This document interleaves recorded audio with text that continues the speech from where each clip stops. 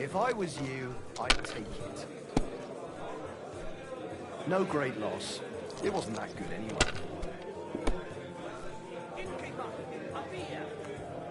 Whoa. The dice are falling my way today. Kurva! Bloody dice!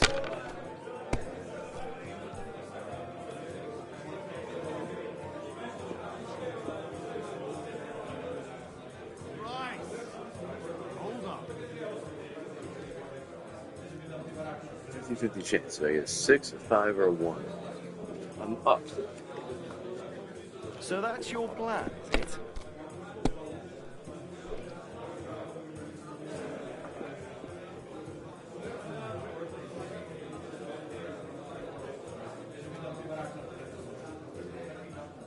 Fine. Look at that. Ooh. Yes.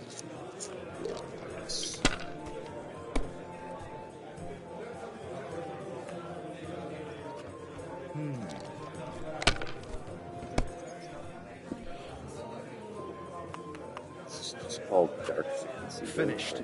Your turn. Looks good.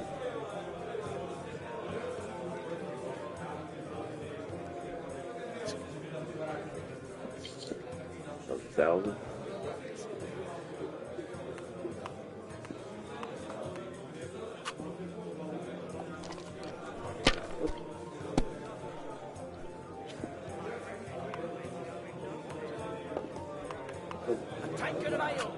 Damn it! They're yours, lad. Hey, are you going to the market tomorrow?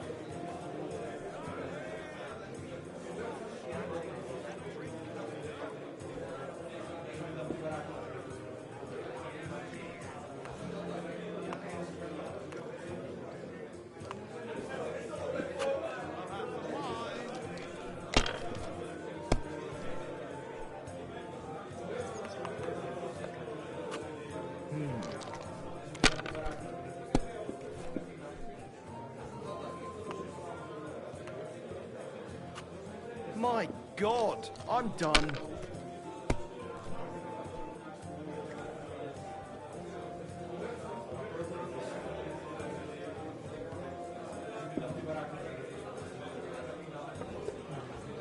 I'm a bit peckish.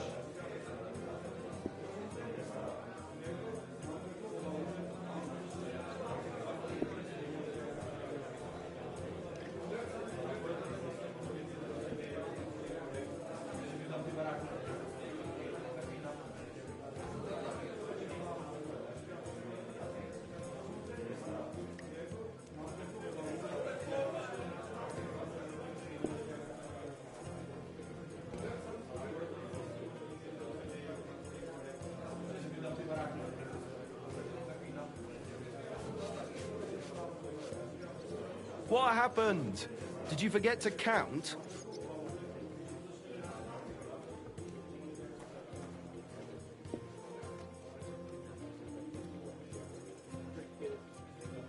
Hey, innkeeper, that beer.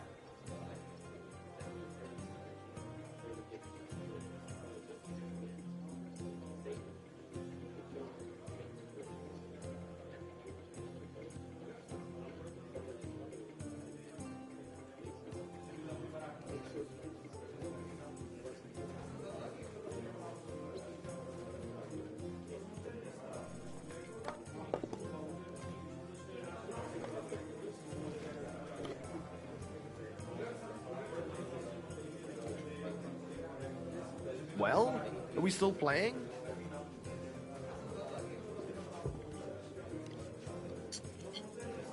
Well, maybe I'd do the same.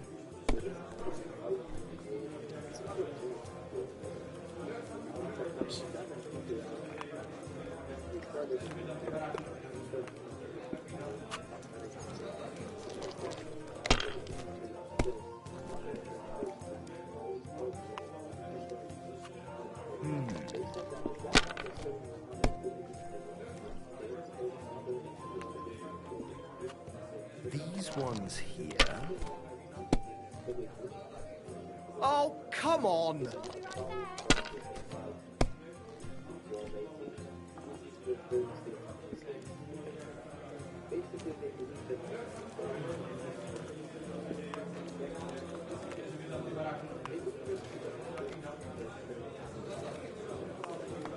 Keep close to others.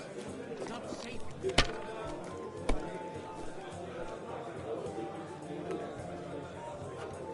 A large beer for me.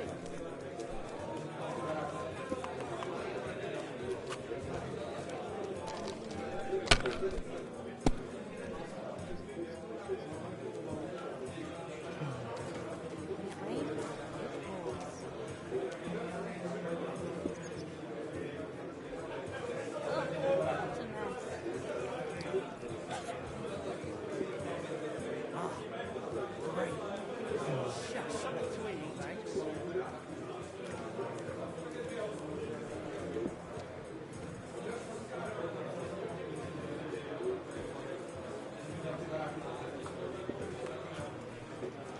One beer.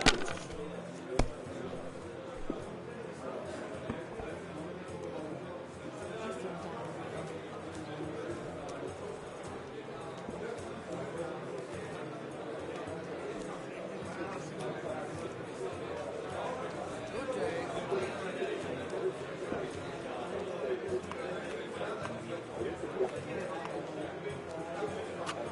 Let it be now. I want to play too, you know.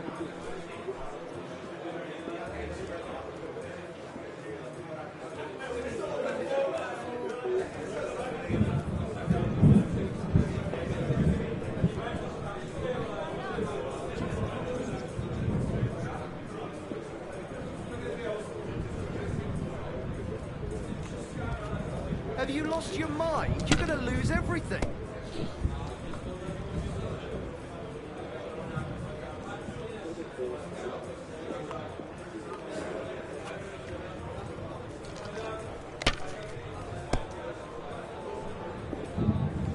I'll have a shot of wine. Finished. Your turn.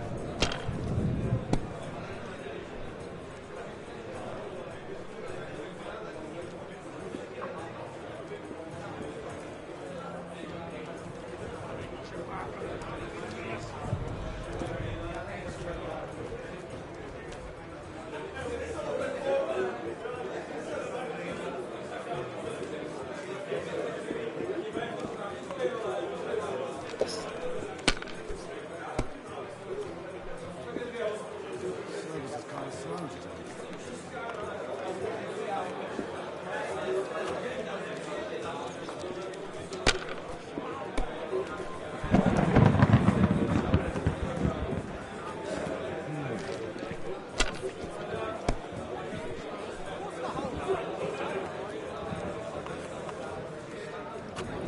My God!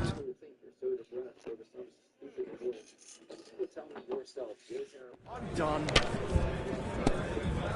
An ale, as usual.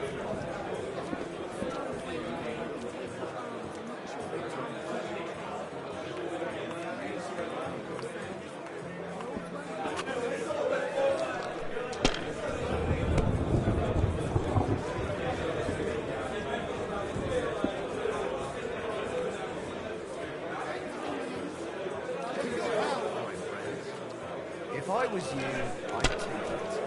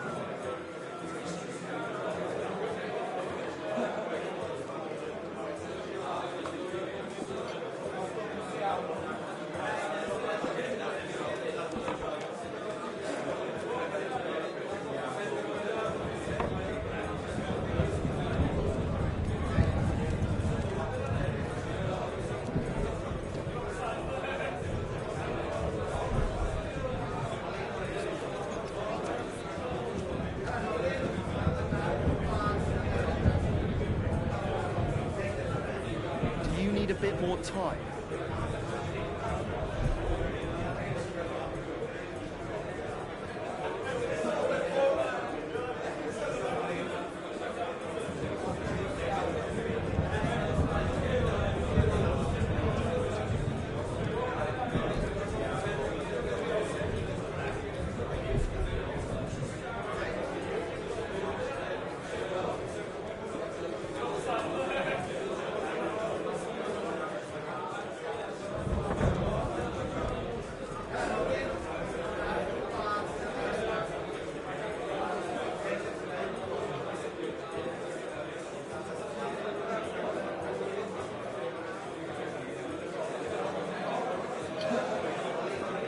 What happened?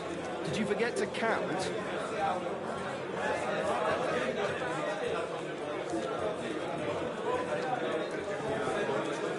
I think it'll help you.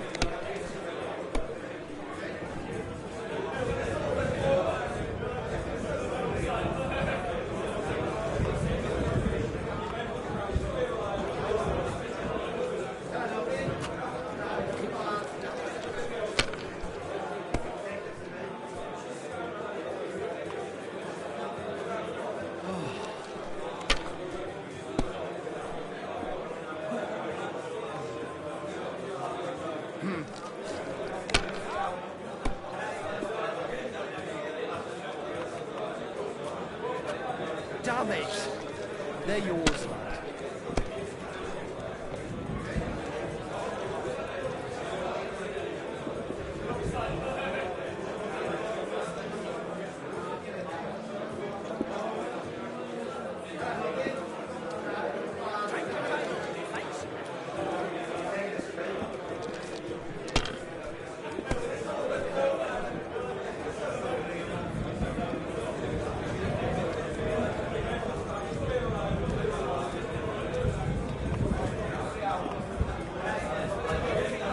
Good game, friend. The money's yours. Why did I even wager it?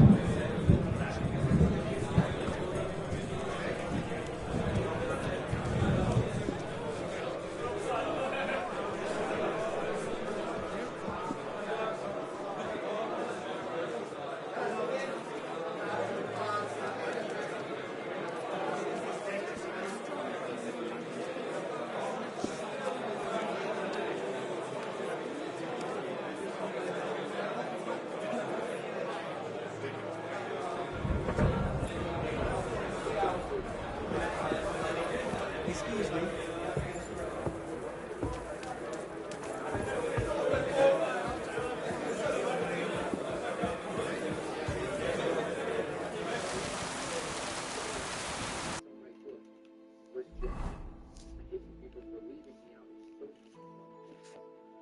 Three, what the hell? I had 63. Okay.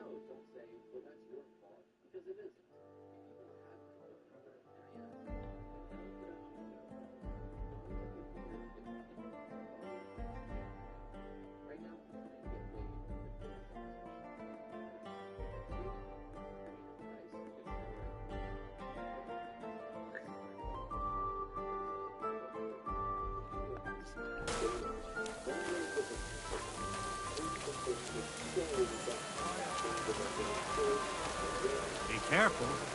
God is... God be with you. And have a pleasant evening. Stu! Tell me about it. There. It's better already. On occasion, eh? You shouldn't be walking around by yourself. It was amazing.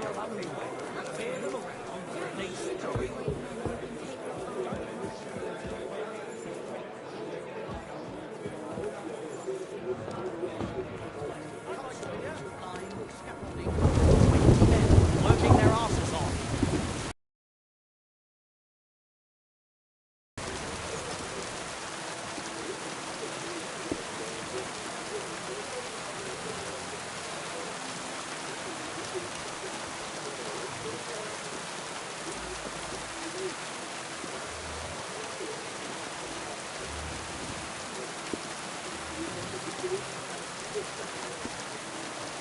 Well, come to your senses yet?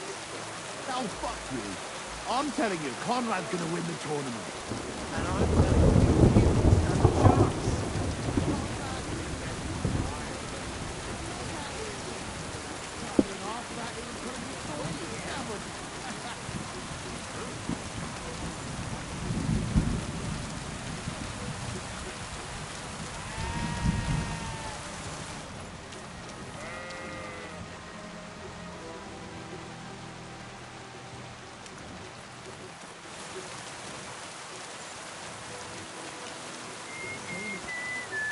Bloody hell, what is it? Zen? What do you have?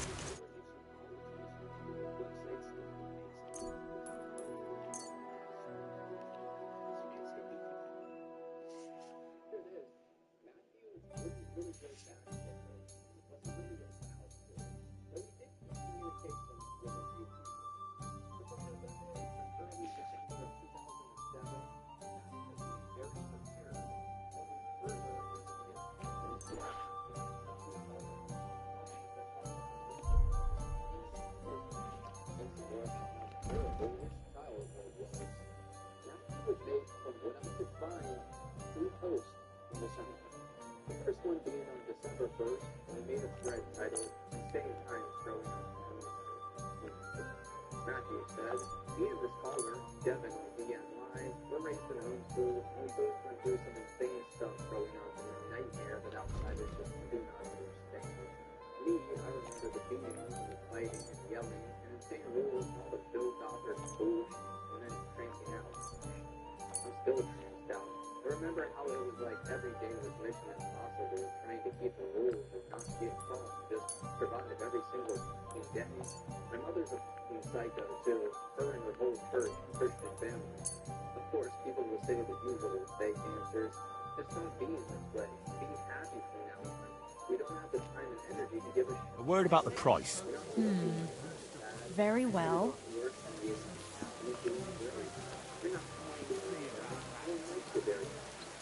Do we have a That's not worth it. Aye.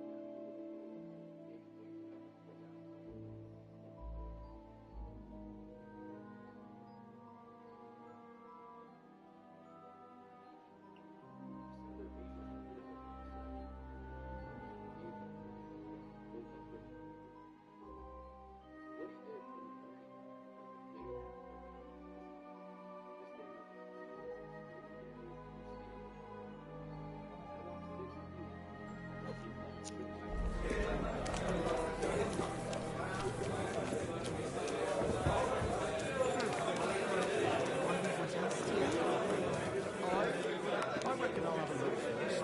And maybe next time I'll even fight. I've been taking lessons to perfect. I'm sorry.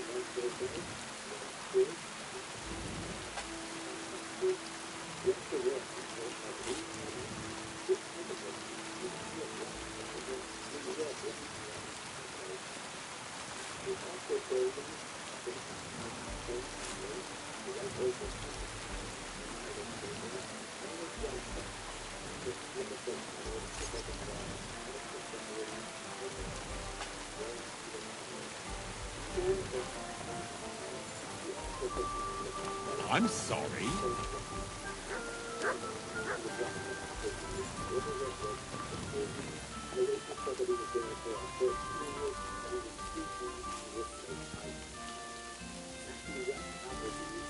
I believe in God, the Father Almighty, creator of heaven and earth, and in Jesus Christ, his only Son, our Lord, who was conceived by the Holy Spirit and born of the Virgin Mary.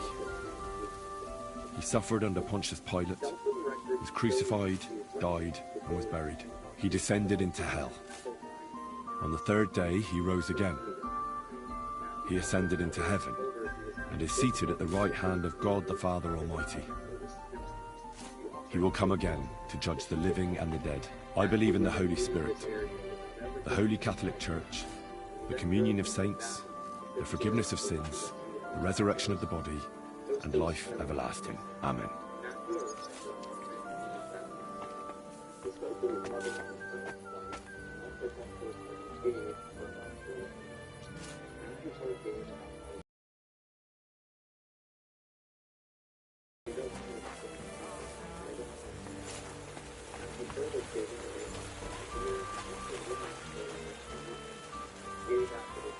Oh, please.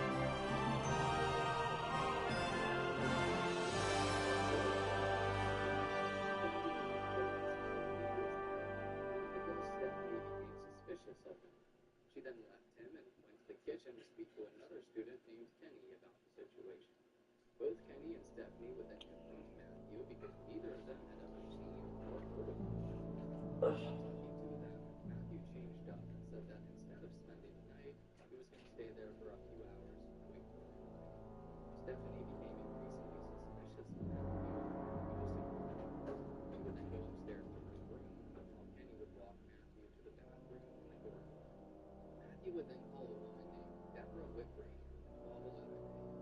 She was an acquaintance of his from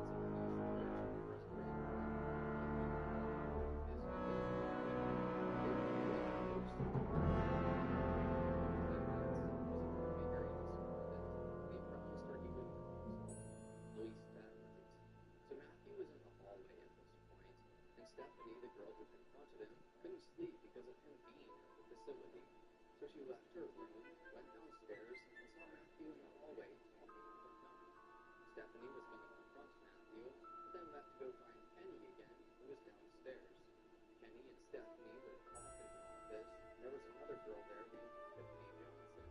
She was in charge of hospitality at the campus, and so she agreed to go and talk to Matthew. Tiffany and Stephanie began to walk up the stairs. Then Stephanie went back in to meet him. Tiffany's boyfriend, Dan, was also there, so Stephanie told Dan to go with Tiffany. She wanted to get in.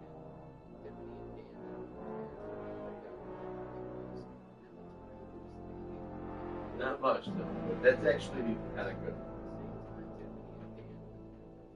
Thank you. Two other people named Philip and Charles noticed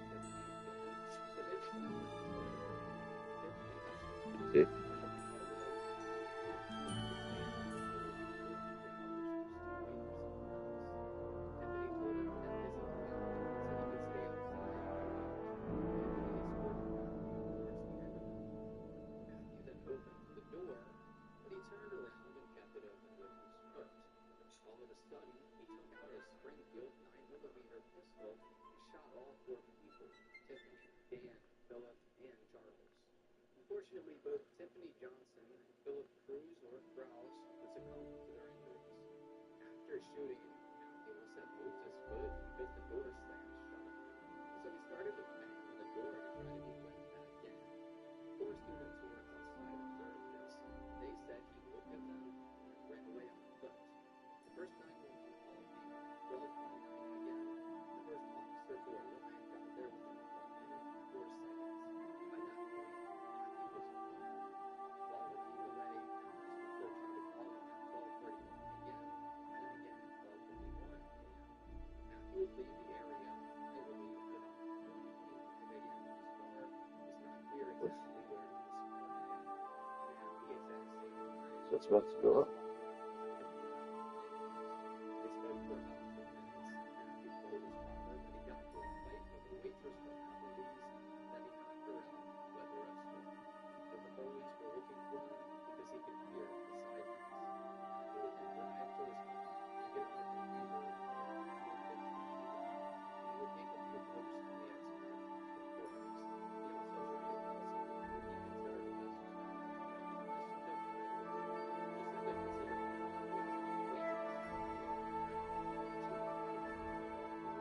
took no further.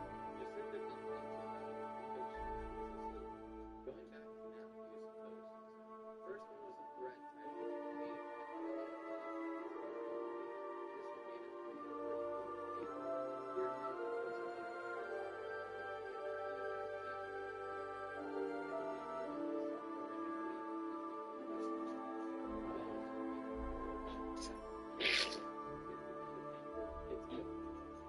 Here Matthew was and everyone thinks it's all a big joke and then demands that those same people show them respect and that mercy. You shouldn't be walking around by yourself. Awful things happen. Ricky Rodriguez is considered broken. Matthew lists the video way by the time of Ricky Rodriguez and said that this kid went through Christianity. I'll challenge you to a duel. You're not listening to me, eh? If you want to fight, come at night. Pay you 100 times over.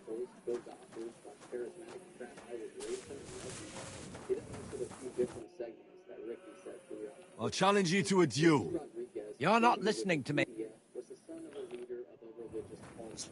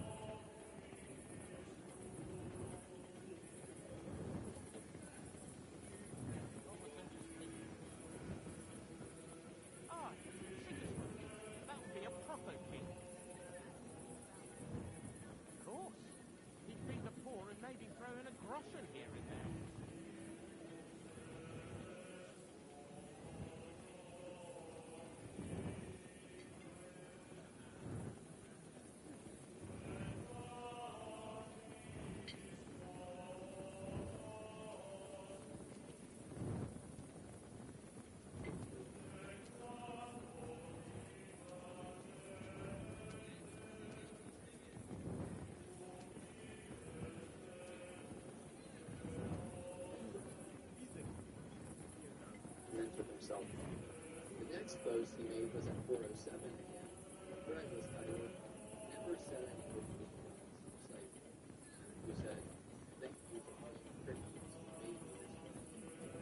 The rage, just so you look me forcing me to live in pollution because my clothes was here for living as a Christian against us to make peace.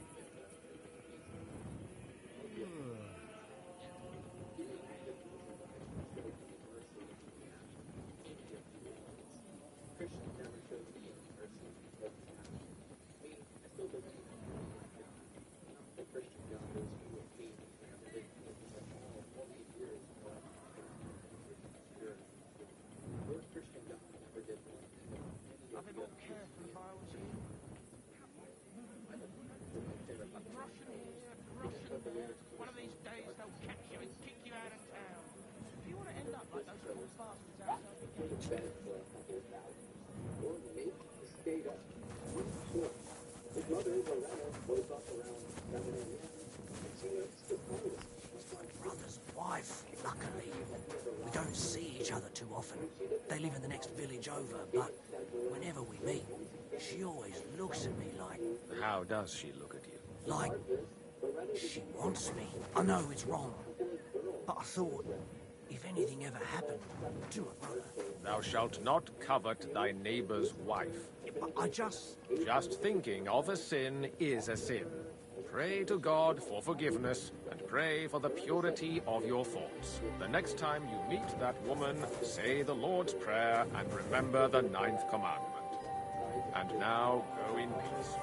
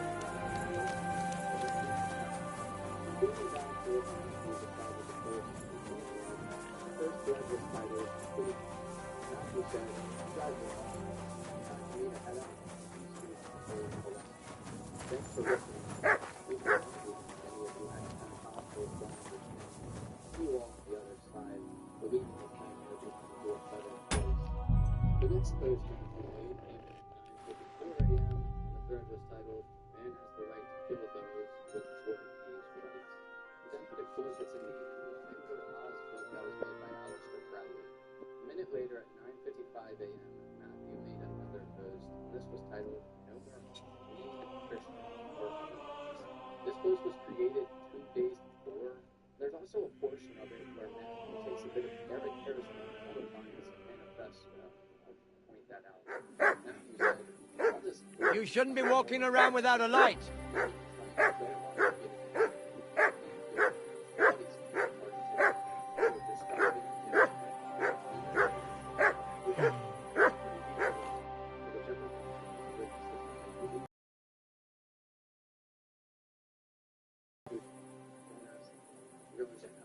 You're a bad person. You're mentally ill. No one likes you. Blah, blah, blah. I say, you shut up and die. I really don't give a goddamn about what you think is right and what is wrong and what is acceptable and what isn't nice. I just don't care. Shut up and die. I'm full of hate and I love them. I hate people and they better fear me, but they know what's good for them. Yes, I hate. I'm headed to hell, and I guess I want others to know it. Moral values. People like Christians bring it on themselves, preaching all their bullshit, trying to take a little world and their nightmare further. What would Jesus do and all their Ten Commandments for? Me, I will do my will, and I will kill those who try to thwart my will. Do what thou wilt, it shall be the whole of the law. I hate you people for leaving me out of so many fun things. You know, don't say,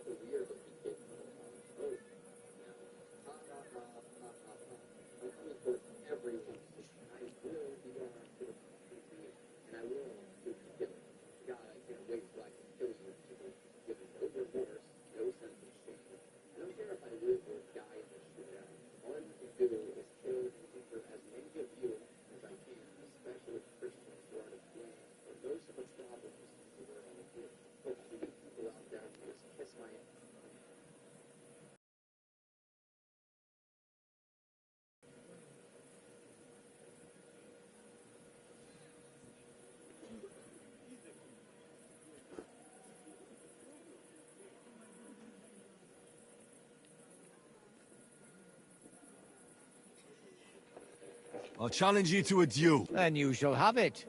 I accept. But first, let's clear up some rules. All right. First of all, fight like a man. I'm not going to chase you around here like a scared nanny goat. You stick your nose outside the cemetery wall, and you're finished. If you've had enough, feel free to give up. I won't hurt you intentionally. I'm not a monster. Do you expect the same from me? No. On principle, I fight as long as I can stand on my own 2 feet. And be so kind and try not to stomp around here too much, so those under the ground here have some peace and quiet. All right. We'll go over there. There'll be more space. Ready? Yes, sir.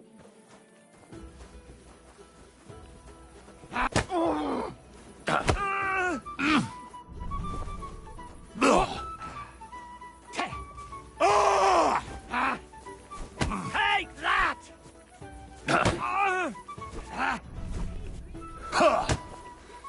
You won't get me!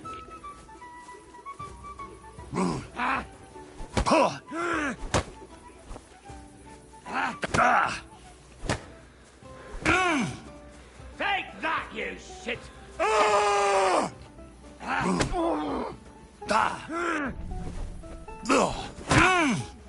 Didn't see that one coming, eh?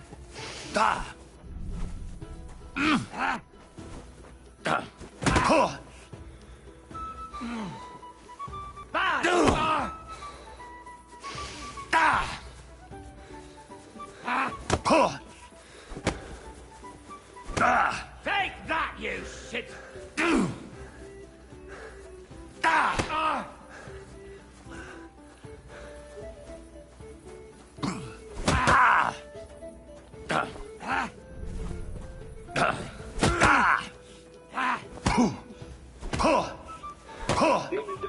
Didn't see that coming, eh? In my grip!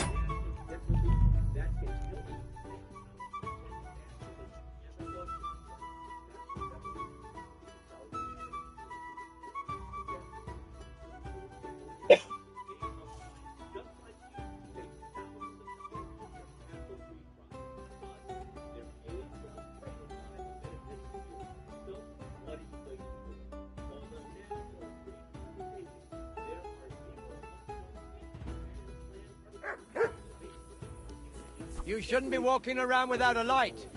Don't keep yourself staring.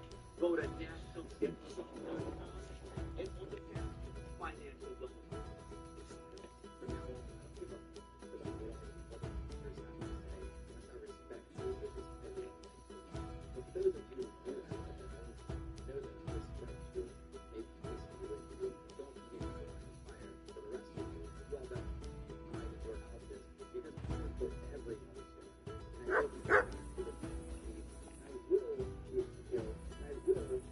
I I'll check then. All right. First, use if you. Do you... No, and be so. All right. We'll go.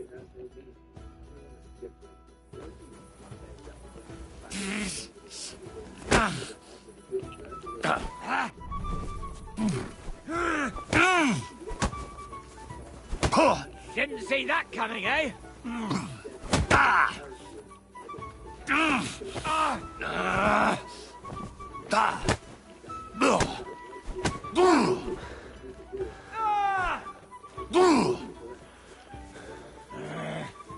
You want to try me?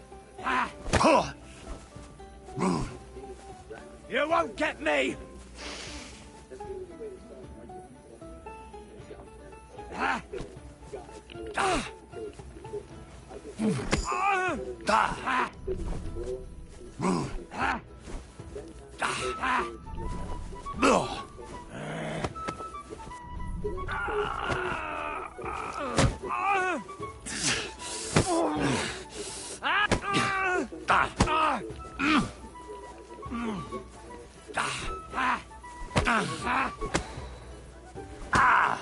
See you shit! For You're the no cross! match for me!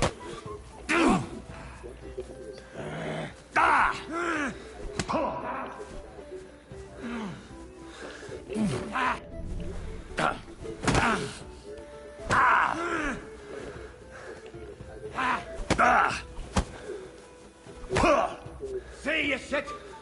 You're no match for me!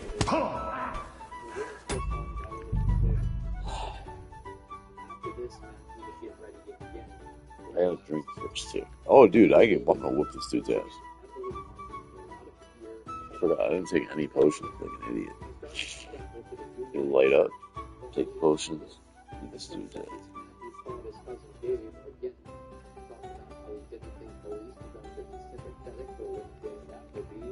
Gabe said that he was very concerned because Matthew sounded so despondent. These two would hang out. What are you doing creeping about in the dark, eh? What are you talking about?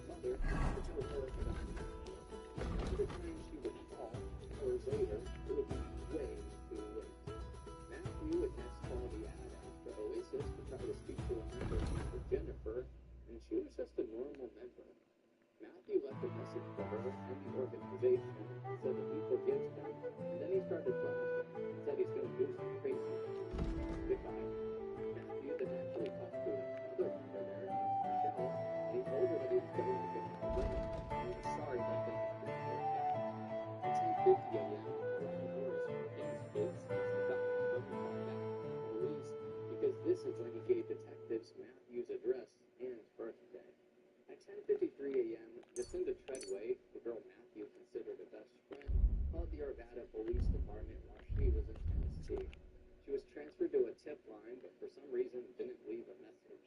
The reason she called was because she received messages and texts from people about YWAM and had a suspicion of Matthew, a good one at that. At 11:07 a.m., the police would request a driver's license photo of Matthew, and 41 minutes later, at 11:48 a.m., the FBI left a message on the police tip line. Let's start getting into that. 3 minutes later, at 11:51 a.m., Matthew's photo was put into a lineup, but by this point, it was way too late. About 20 minutes later, at 12:13 p.m., Matthew would talk to his father on the phone, and he agreed to pick him up at the airport. Matthew's father was coming home early and was at Matthew and his supposed apple juice situation. Dr. Murray asked Matthew if he had heard about what happened at YWAM, and Matthew told him he heard a little bit about it, but that's it. 3 minutes later, at 12:16 p.m., Matthew would make a phone call to Jacinda Treadway again. This phone call lasted for about 20 minutes. Matthew was either already parked out or driving to New York Church, which was about 70 miles away from YWAM. Matthew and Jacinda talked about the craziness of the world, and Jacinda said that Matthew appeared to be calm. But he did mention that he was researching mass shootings, and he specifically referenced the Omaha Mall shooting committed by Robert Hawkins only a few days prior on December 5th. Matthew said, "I can't believe it," one after another, in reference to the Arvada shooting that he committed and the Omaha one. Matthew continued by saying that he was researching Columbine and studying kids who do that. Matthew told Jacinda that it's the world that makes these people crazy, and she challenged his point and said that it wasn't the world who killed 2 people at YWAM, but a person. This comment appeared to have agitated Matthew because after that, he abruptly ended the call and said, "I'm going to have to let you go. I'm going to church." This was at 12:35 p.m., and several minutes later, something awful. I'll challenge you to a duel. Then you shall have it. I accept. But first, let's clear up some rules. All right? First of all, fight like a man. I'm not going to chase you around here like a scared nanny goat. You stick your nose outside the cemetery wall, and you're... If you... Do you... No, and be... We'll go... Am I still doing crypto? There's no escape!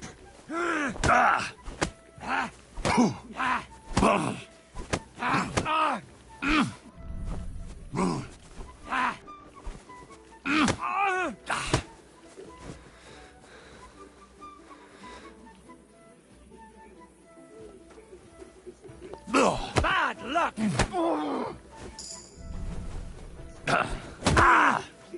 Watch and learn! Take that!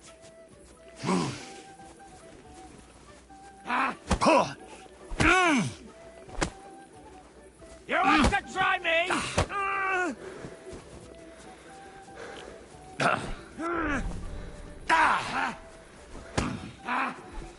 Fuck you!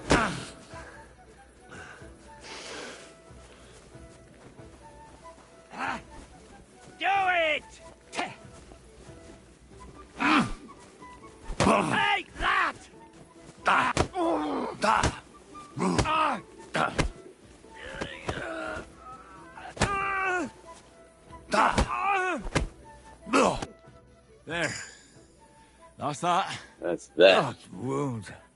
Oh, I haven't got a beating like that since I buried my pa.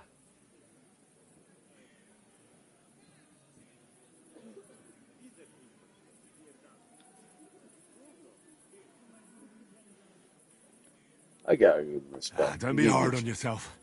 You're no pushover either. You'd better believe it. And my best years are long gone. Well, you beat me fair and square, I admit it. Perhaps God sent you to me as a sign I should take it easy in my old age. Well, it's true someone sent me here. But it wasn't God. But with a successor like you, I don't really mind. So you won't think I'm a monster, I'd like to give you something as a reward. I don't have much, but I could teach you something. Thank you. What do you say to that? The Master Strike, baby.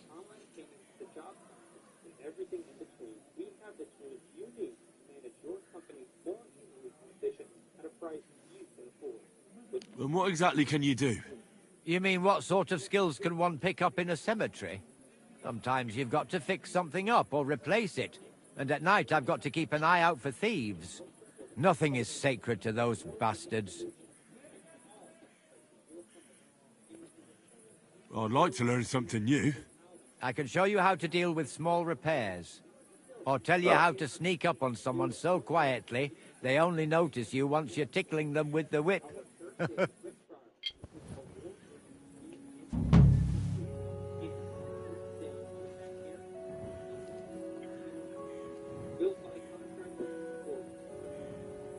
That's it? The Master Strike.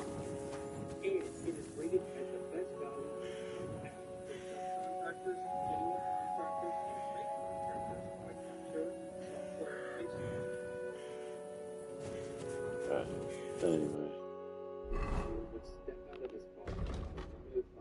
That's done. There's another one right here, too. Deliver the message, dude, right? He also carried a backpack with extra magazines and 2 homemade explosives. New Life Church was conducting its second morning worship at the time. To give you an idea, it's an evangelical mega church that can hold thousands of people. December 9th was a Sunday, and at the time, there were literally hundreds of people there. The church also had a volunteer security team. I should do put this headset on. Get lost in the world here for a while. He was a former police officer, but got dismissed after an internal investigation happened relating to misconduct for some incident on a city bus in 1997. Jean, though, was a woman of God, and had actually saw what happened at YWAM earlier in the morning. She had some sort of weird feeling that what happened there was about to happen again, and boy, was she right. After Matthew stepped out of his car, he walked towards the east entrance while services were concluding and hundreds of people were exiting. At 1:10 p.m., he began to shoot in the parking lot with his AR-15, and he fired at a white van which was carrying the York's family. They were just leaving church. 2 daughters, Stephanie, who was 18, and Rachel, who was 16, were both shot and killed. Rachel died at the hospital. Their father, David, was also shot in the abdomen and groin, but they were unharmed, and one of them actually called 911. I won't play it because it's just tragic. Matthew started firing indiscriminately at any car or person he could, and then he made his way into the church. He threw a smoke bomb, kind of a crappy one, and he just started shooting anywhere and at anyone he could. Jane Assam, the security guard, heard the noise and immediately knew what was happening. She, without any fear, prayed to God, and then went running to try and find Matthew. Jane saw him and yelled at Matthew to surrender, and then they got into a shootout. Jane managed to hit Matthew twice in the left thigh, and this incapacitated him enough to make him stop advancing and instead retreat. Matthew would then, almost immediately after being shot, realize that it was over, and with one final swing, he took himself out. A guy named Larry Bourbonnais then helped Dean go up to Matthew and strip him down of his gun and stuff. Larry had gotten hit with shrapnel in the arm, and at the time was also trying to help Dean stop Matthew, even though Larry was unarmed. I'm sure he's still not. After shooting and killing 4 people and others, Matthew Murray's reign of terror was finally over. But miraculously, ridiculous that he didn't kill 4 people at the church, considering how many people were in the parking lot and how many people were exiting at the same time.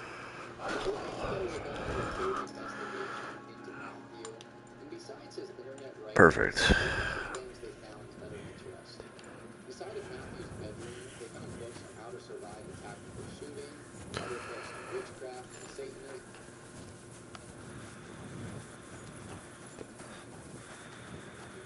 tons of other things. Matthew downloaded a lot of things on his computer about Columbine, Eric Harrison, Film Bubble, things about Virginia Tech, Pat Canyon High School hostage situation, and Ricky Rodriguez. He also had things about Palovich, Trolley Square Massacre, and he also looked at a ton of things about Robert Hawkins and mall shootings. The police said that they got 444 connections for Columbine, 33 for Virginia Tech, 9 for Black Canyon, 3 for Utah shootings, 1 for Nebraska shooting. Matthew was also looking up guns and explosives. Not only that, but it was found that he had downloaded about 500,000 images consisting of both adult and child. Police also found out that Matthew had videotaped the entire interior of the YWAN 2002 while he was a student there. So perhaps he was thinking about doing this for literal years. Inside of Matthew's room, police also found a man from the co-workers' residence that had paid working in Central Telecom Incorporated. Once again, I don't know how long he worked there or how long he worked there. Apparently, there was some sort of conflict between him and some of that together. Matthew also had a massive Fountain? Where does the water come from? Here, in the middle of the city. once again went there and parked, for some reason decided not to go through doing it. The police also searched Matthew's car and found 2 books inside. One being I Have to Say Something by Mike Jones, and the Wow, other the echo. Serial Murderers and Their Victims by Eric Westerfield. Police also found a ton of ammunition. Quick! That was addressed to God, which I will now read to you. To God, what have I done so wrong?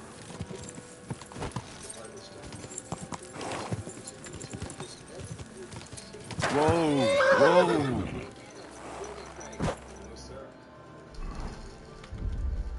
Apartments.com. Ooh, quite the fun place.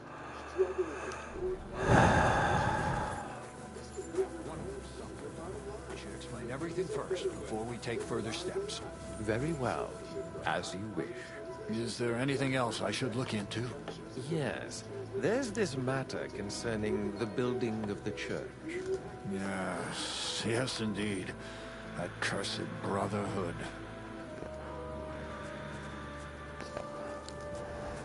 But the township would never agree to it.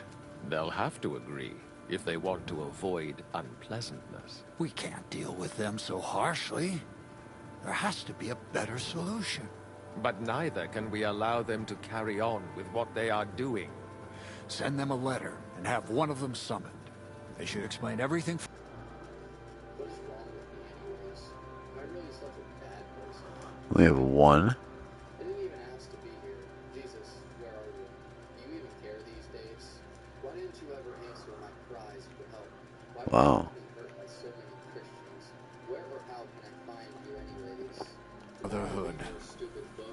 The more I reach out to Christians for help, the more hurt I get. Why couldn't you write your book more clearly? Which versions are the But the town? anyway?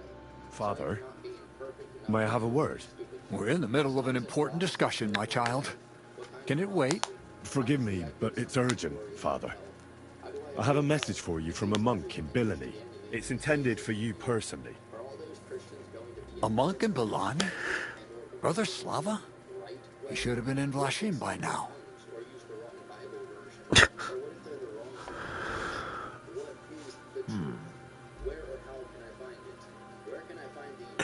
How did you come by that? Where did you find it? Find what? What's happened?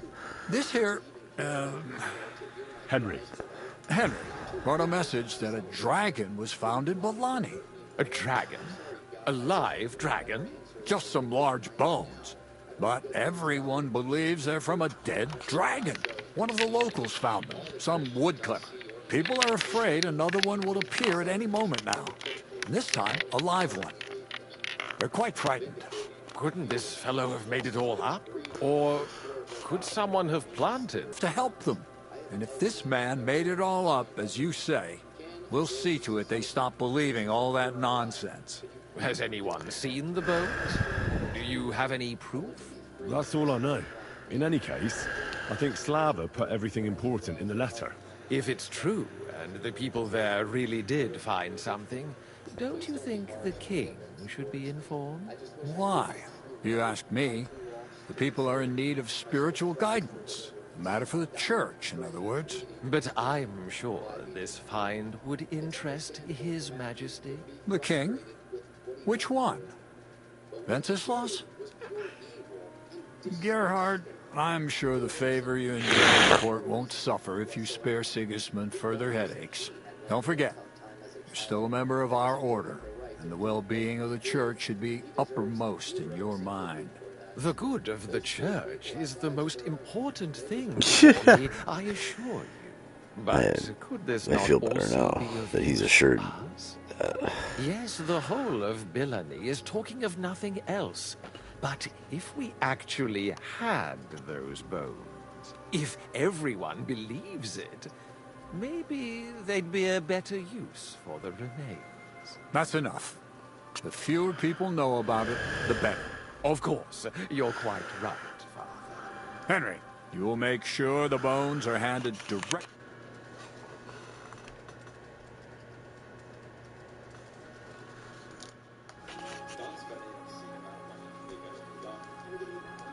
Why me? I'm just a messenger. Not anymore. You're in Bilani. You know the place. Slava will take care of the people. You'll take care of the bones. Don't forget that helping the church is the worthiest deed of all. What will you do with the bones? Destroy them? That isn't your concern. They just have to disappear. But since you're so interested, yes, I intend to destroy them. I know you already discussed it, sirs, but wouldn't it really be better if the king was at least informed about them? He might want to see such a rare thing with his own eyes. Indeed, that's another reason why the king should know. We could take them to him together, when I find them. Enough. I've already said we will not drag the king into this. No one knows what this really is, and the people in Bilani are going out of their minds on account of them and ignoring our teaching. I do not intend to allow word to spread about any of this business. Do you understand me, Gerhard? Yes, Father. And as for you, Henry, this is not your concern.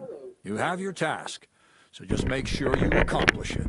Disobeying my instructions could be considered heresy. I understand, Father Abbot. Gerhard, show him out. God be with you.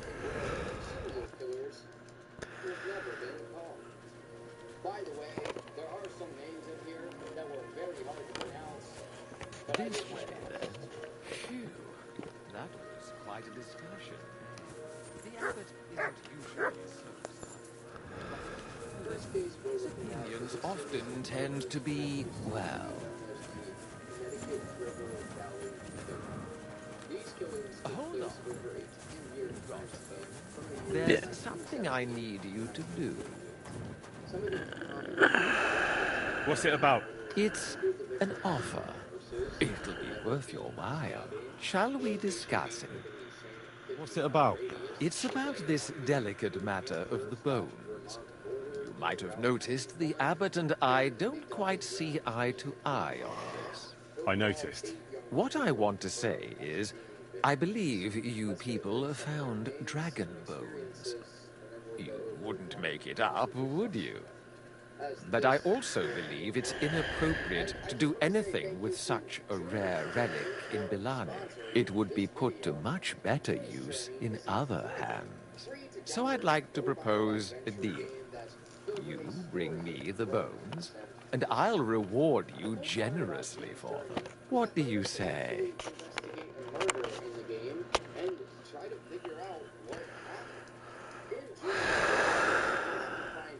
And what's the catch? There's always a catch. True enough. I just need to be absolutely sure I'll get the bones. You don't trust me? Oh, don't take it personally. I don't trust anyone. I always have a safeguard. So, however this conversation ends, you won't be the only one I send to get the bones. Then I'll pay whoever comes back with them first. What do you want those bones for? Don't concern yourself with that. I know a few important people in this find. What important people? Nobles? Wenceslas? Or Sigismund, perhaps? Curiosity killed the cat, as they say. You mentioned a reward. Are you talking about a lot of coin? Enough for you to be able to buy whatever you want. Yeah, this dude's gonna... Not in the I'm gonna kill this dude. Changing the people who were... Just accept it.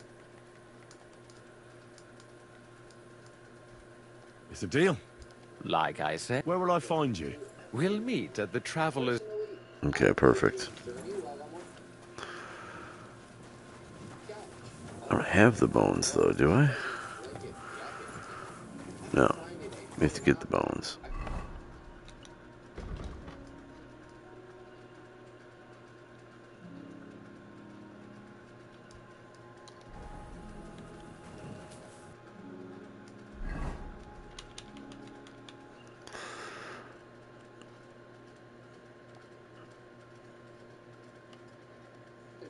Initially, I feel great, and once I'm finished playing, I'm hit by a train of happiness. You can download June's Journey completely free by clicking the link in my description or scanning the QR code. June's Journey is available on both Android mobile devices and iOS. Not only that, but also on PC. Thank you once again to June's Journey for sponsoring this video.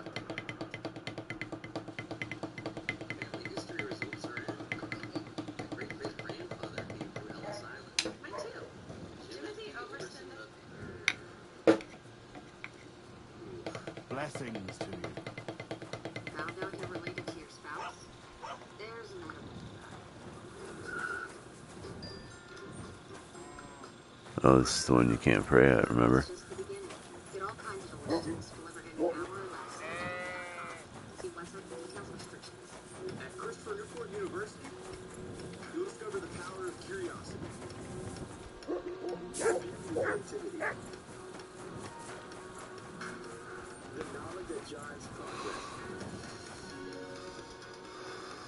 And innovation that shapes the future. At CNU, you will not just find your path, you'll find it all. Christopher Newport University, find it all. First confirmed victim was a 27-year-old woman by the name of Kathy Milligan. Kathy was an intelligent, creative, and kind person and a resident of Sunapee, New Hampshire. She worked for a publishing company and loved nature. On October 24, 1973, Kathy took a trip to the Chandler Brook Wetlands Preserve in New London. This location was one she had been to before and perfect for engaging in one of her favorite pastimes, taking pictures of birds. But sometime after she arrived and began her photography, something terrible happened to her. The following morning, Kathy's body was found in the woods nearby. She had 26 stab wounds in the abdomen and neck and was killed brutally. Overall, this was a horrible tragedy, but unfortunately, Kathy would be only the first in a series of tragedies. 2 years later, on July 25th, 1981, 37-year-old Mary Elizabeth Critchley was dropped off by her friends near exit 13 of the Massachusetts Turnpike. Mary was a college student at the University of Vermont and overall a nice, kind person. She lived in Waterbury, Vermont, but her friend lived in Massachusetts. After visiting a friend in Massachusetts, being dropped off on the turnpike, Mary chose to hitchhike the rest of the way. But 2 weeks later, the body was found in a wooded area near New Hampshire. This was only 80 miles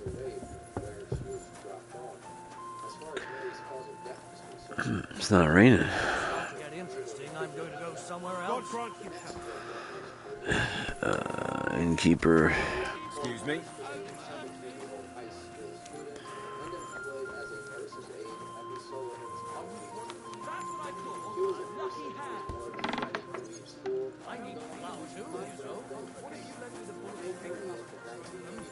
Can I pick them up and throw them again? No. That's all there is to it. And nor should you. Except I don't have a bullock, and you won't lend me yours on any other day.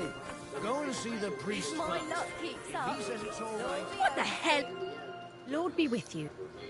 Well, After failing to arrive, her boyfriend's Teddy searched for her all around town, but was eventually forced to report her missing. With help of many others who the priors had everything, the investigation went on for what felt like forever. But finally, 2 years and 3 weeks later, Bernice turned up dead near the Silver River. I'd like to discuss the price. Very well. Multiple scavengers, yet another victim for serial killer. But only 3 months Do you- after Bernice's disappearance, You see? another young woman I'm glad you found what you needed. July 22nd, 1984, Ellen Green, a 26-year-old nurse, employed at Taking their time again. Welcome, sir. What can I do for you? I hear you like to play. What game would you like to play? I actually don't want to play. I'm sorry? Greetings, my... I'd like to... What game would you like to... I actually don't... Alright. Beer's got a flow. Ooh. Hey, where's that beer? During the call, she made Here's for praise. older sister that a string of tires circling around the nearby parking lot. Her exact words in the call were, "That's strange," to which her sister replied, "What?" Come here! Just drove through, Ellen said. Then following a brief period of silence, Ellen continued and muttered, "Hold on a second." Here you go. After that, Ellen Take walked it. back to her car for a second to make sure her car would start. Quickly, she turned to the intercom and on the payphone to finish chatting with her sister. Then, following the end of their You conversation, silly mutt. Ellen left the payphone. You're my doggy, eh? But as it happens, this was the last time any of her family or friends ever heard from her. The next day, Ellen's car was discovered only a few blocks from where the payphone was. And on September 18th, 1985, the remains were found in a wooded area near the Sugar River Tiny Park in Hampshire. Like the others before her, Ellen had multiple stab wounds. She was left to her yes, overall, what happened to her was horrible. But almost a year to the day of Ellen's murder, it happened yet again. On July 10th, 1985, a 27-year-old single mother, Oh no. A forge mission coming? That sounds pretty dope. Eva was a woman who had issues her entire life. At age 12, her mother died. At age 17, she had a child, and the child's father abandoned her. And at age 18, she had to take a low-paying job in a factory to make ends meet. Eva also dealt with problems as it related to her personal appearance. While privately she liked women, who publicly dated men. And she was always insecure about her looks and dealt with weight issues. But early in the year of 1985, it really did feel, at least to those closest to her, that Eva had found her pretty confident. She was dating someone new, she had changed her looks up a bit with her hairstyle and her clothes, and she had lost a significant amount of weight. On top of this, Eva's daughter's 10th birthday had just taken place, and she had bought her a bike. But in the span of a single day, all of this progress was suddenly wiped away.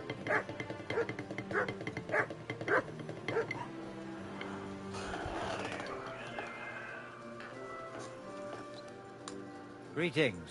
What would you like? I brought you a reply from the abbot, brother. Excellent. What did he say? He told me I should first go and find the bones and bring them to you. That makes sense. What else? The abbot doesn't want the rumors to spread any further. That's why I'm supposed to find the bones as soon as possible. Well, get to work then.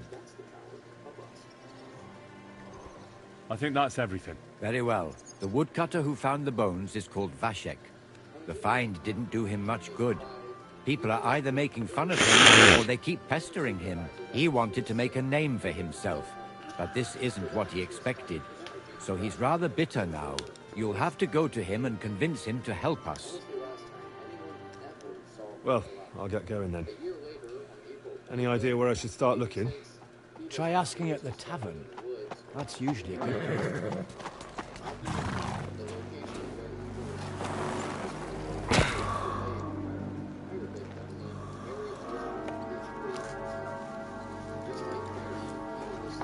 God be with you, worthy sir. Please forgive the intrusion, but I'm here on a rather pressing matter.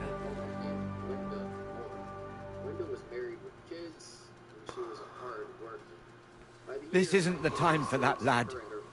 You seem to have misunderstood me, sir. I have urgent business to attend to, and I need a little favor from you. I heard there's been some sort of discovery here. You wouldn't happen to know anything about it, would you? That sounds like nothing but a rumor to me, sir. And who might you be? Nobody important. I see. In that case, you should probably leave, lad. I think I'd rather stay. Suit yourself, then. But stay out of our conversation. Let's get to the point, priest. Where were we? I don't know what I can... Stop your stuttering. Where in these parts did you... Get a grip. Stop rambling and tell me what you know. The father here knows nothing. Leave him be. If you're interested in those bones, you can ask elsewhere. Did I not tell you to keep your nose out of this? Unless you want me to teach you some manners by force, you'll hold your tongue, you brat. Try anything, and we'll call the bailiff over. He'll decide what to do with you. And I'm sure you won't like it. The stocks? The pillory? I'll come and see you. You're really starting to test my patience, lad. Now you're going to get your comeuppance. At him. At me, bros. You swine! Are you right in the head? You'll kill him!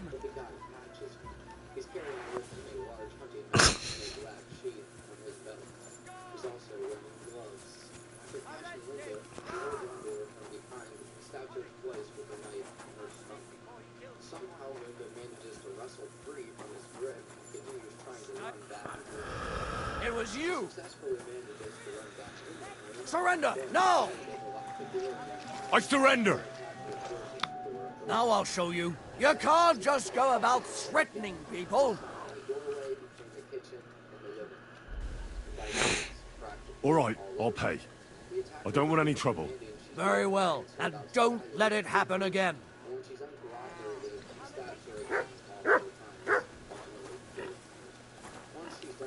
Back off. Well, that's that. For the love of God, how could this have happened? How could someone be so violent, and quite unnecessarily? Now, the only thing he could want those bones for are spells. And God knows what kind of experiments. He surely heard the rumours going around. And he wouldn't want to miss out on dragon's bones. All is vanity. What do we do, now that we know there are all sorts of people after those bones? You've got to find the bones as quickly as possible and bring them here. We can't let that brute get his hands on them. Go and see Vashek the woodcutter. Maybe he'll remember the way there. You all right, brother? I'm fine, thank you. They didn't harm me. They had their hands full with you. I'm glad you're all right. What do we do? You've got going. I'll be on my way. May God. Thanks. Till we meet again. Authorities have yet to find the true culprit. This case is thought to be one of the murders of the Connecticut River Valley Killer. The next confirmed victim was a 38-year-old Alright. registered nurse by the name Let's go to the pub, I guess. On January 10th of 1987, Barbara went skiing with a couple of friends on top of Stratton Mountain in Vermont.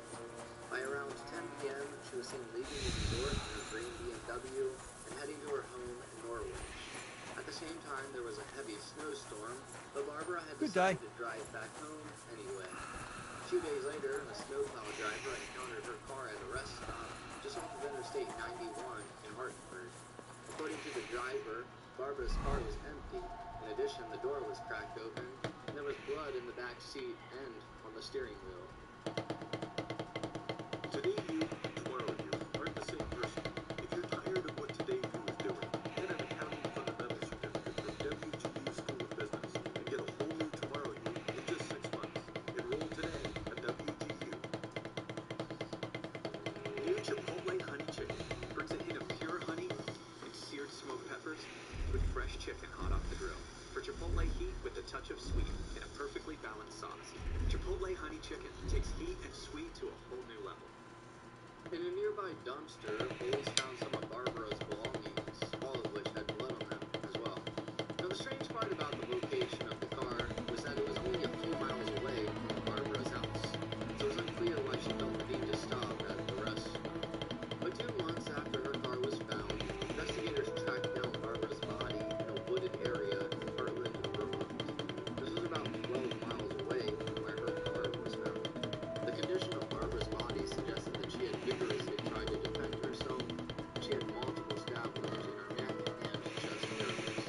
But yet again, here was another woman dead who had been in the nursing profession, whose body was discovered in woods, whose cause of death was stabbing.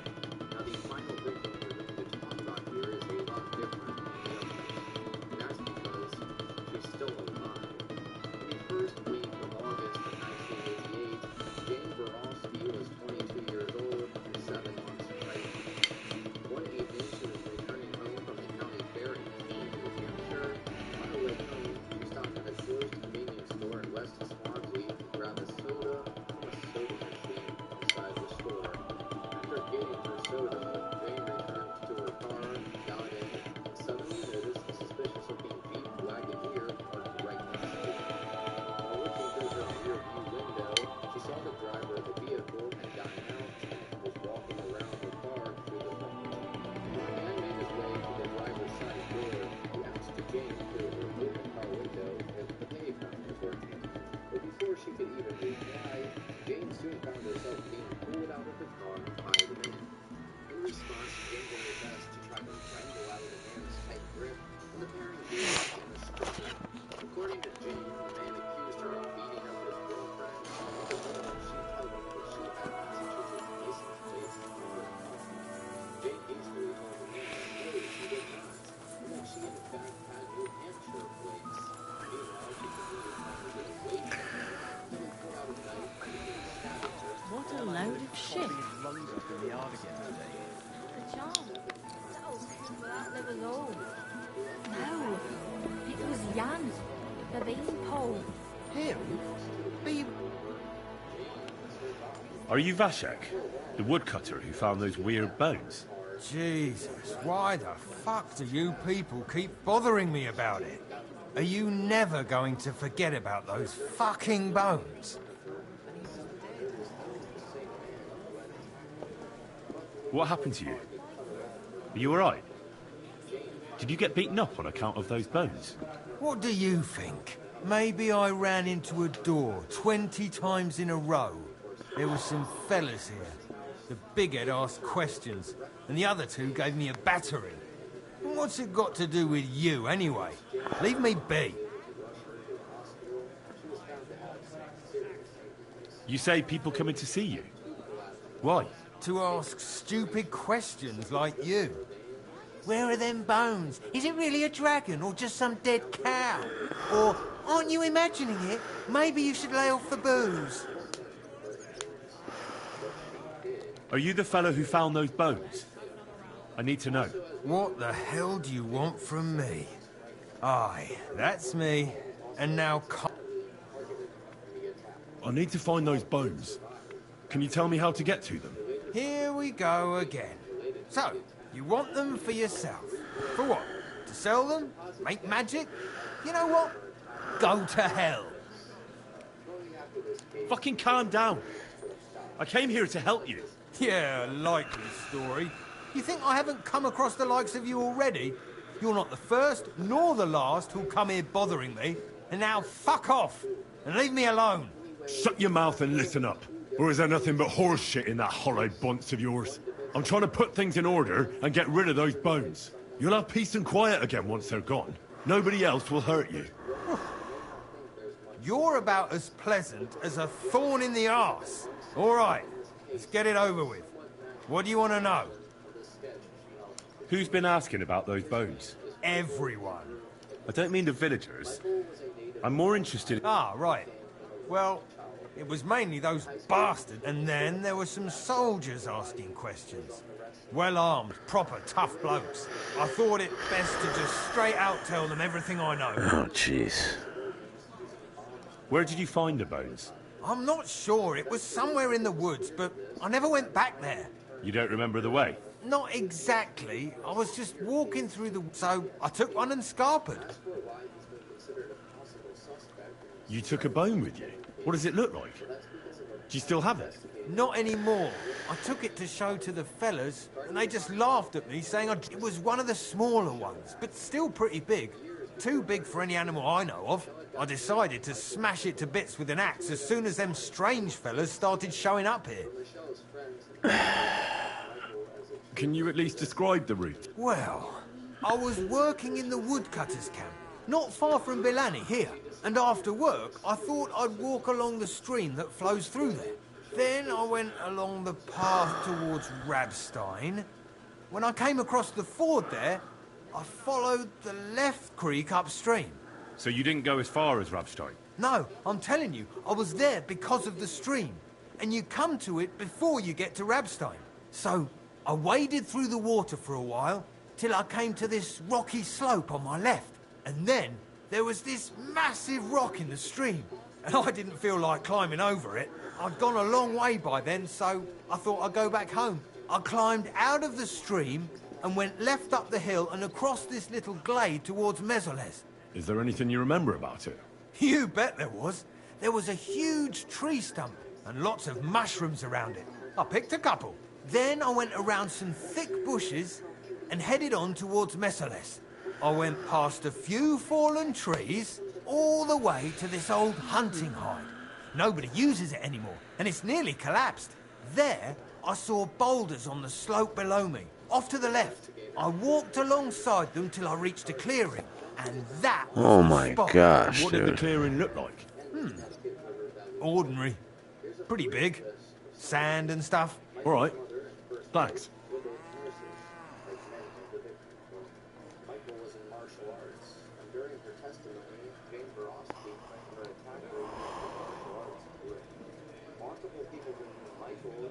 How come you walk... The thing is, I heard there was precious stone. And did you... Nah, Why did you go towards Messel? I just work. That's not much of an...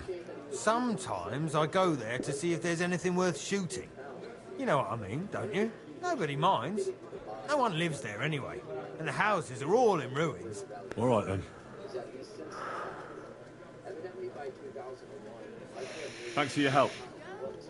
Once I find those bones, your worries will be over. Yeah, whatever. I apologise.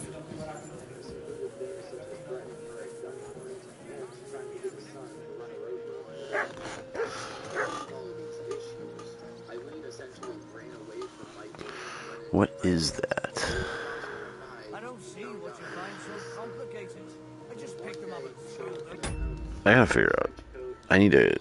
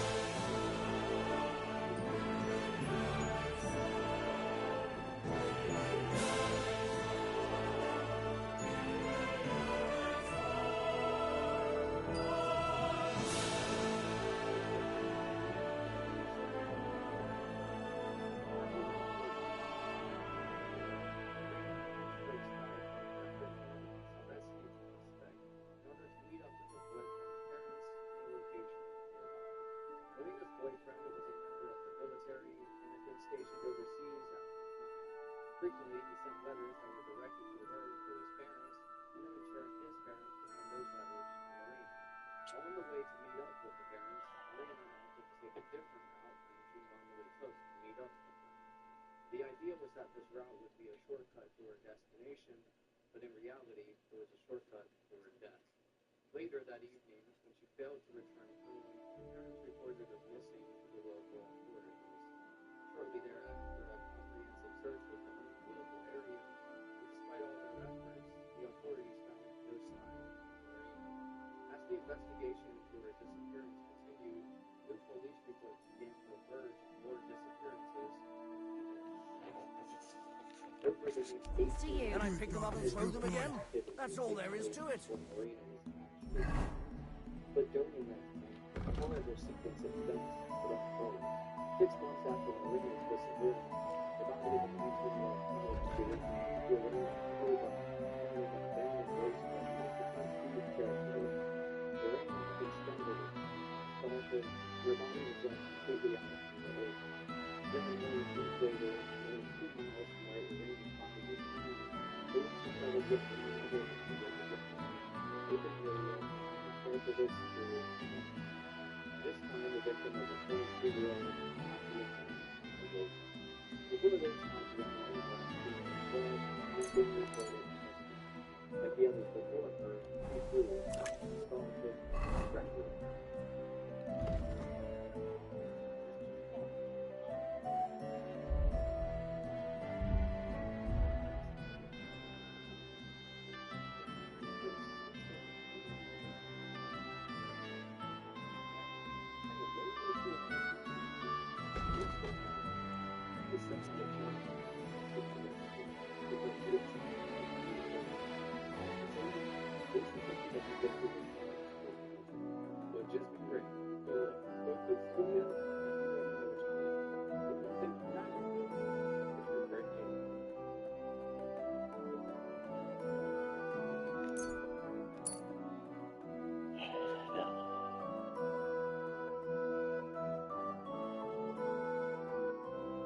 So by this point, the local authorities and paramedics began to suspect that they may have had a serial killer on their hands. All of the victims were attractive young women of a similar age and had been found in open areas. But the next victim would break the pattern and be found completely out in the open. In December of 2000, Just like yours. My luck. Good day. Good day. Be overseen. Good day. I'll tell you what I'm doing. I want to see what the buffs are. No buffs.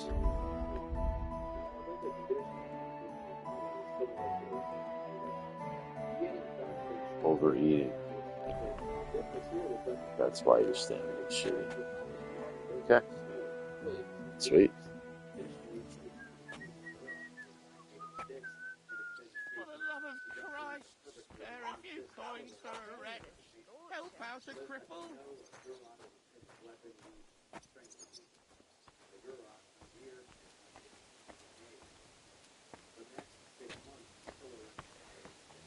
You have a kind master, eh, doggy? Aye.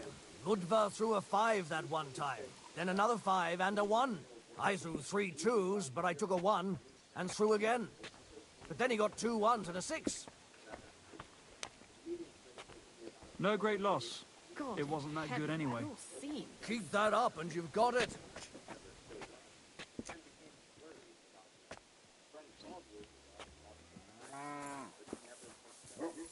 Ultimately, after so many failed attempts to reach her, French traffic police officially reported Ludmila missing.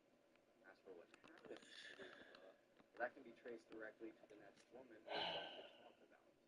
Less than a month after Ludmila's disappearance, Sleeping in the ball set. What time is it? Damn shit! I knew it'd be good. I said as much.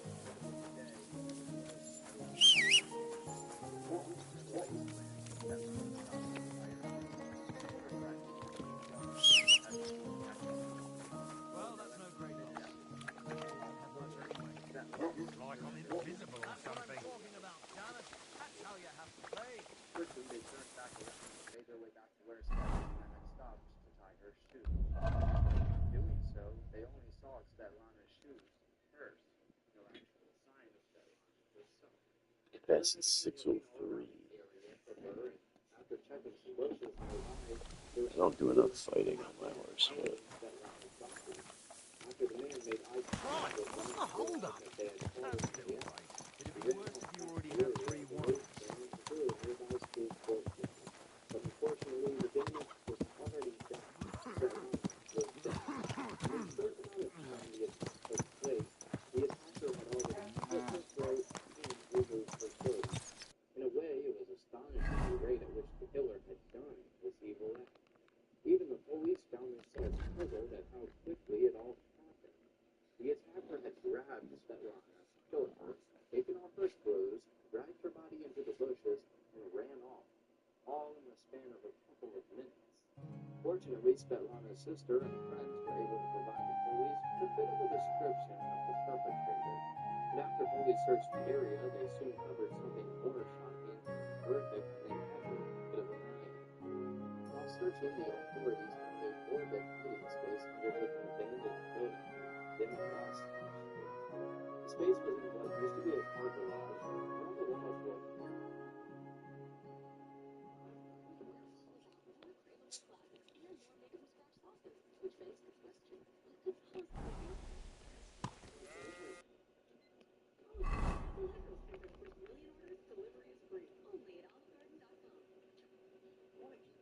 your hairline where it is?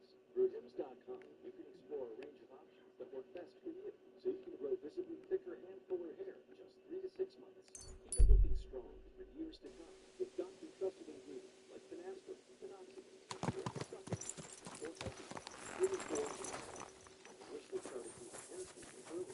get ahead now. Keep the hair you love. Get started today.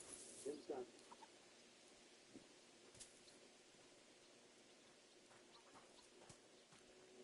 Depictions of women acting women. Even worse, though, police finally found the bodies of 2 of the previous victims we talked about. One was the first alleged victim of this entire killer, a girl named Marina Astrovskaya. Now, if you remember, Marina went missing February 4th, 2004. It was a year of police have finding figures already. The other body was found under the who had disappeared in 2 weeks before. He's still eventually wearing his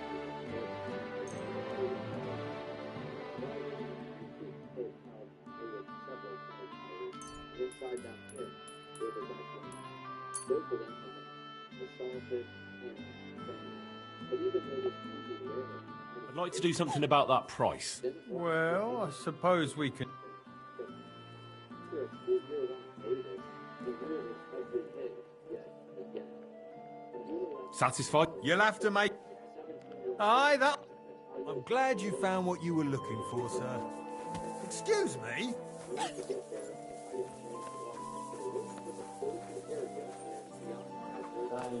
Get off the horse. Oh no, the exclamation point.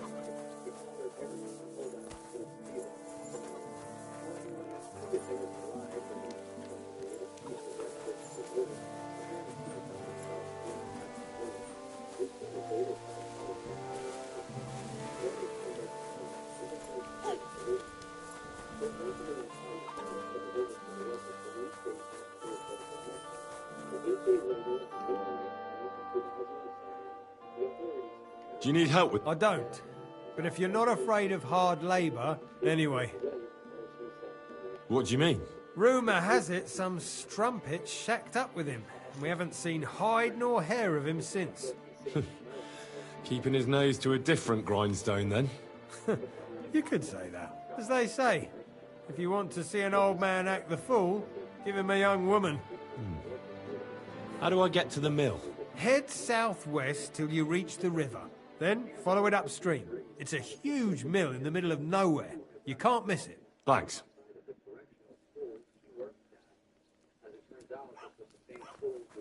Excuse me?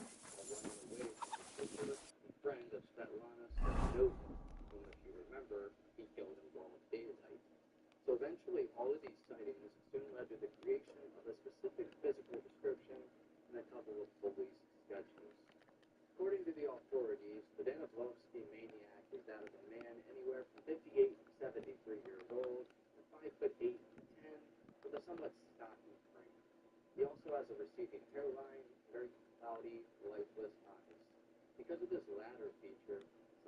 Alex actually became Owen and the maniac with doll eyes.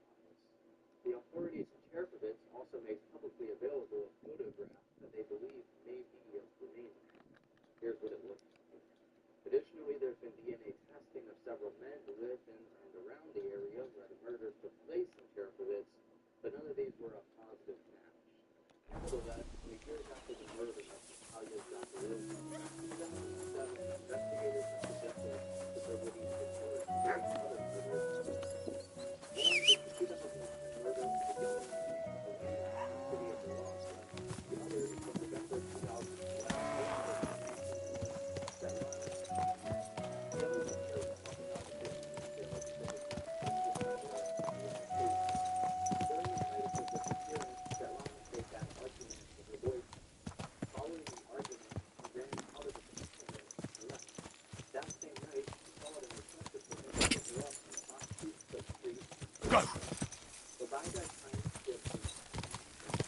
Whoa! Whoa!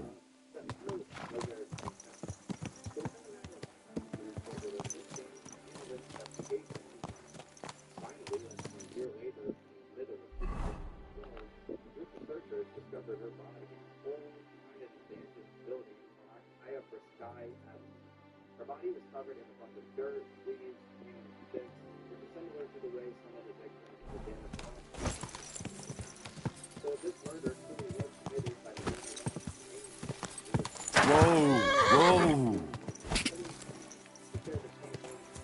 Whoa! Whoa! Beth.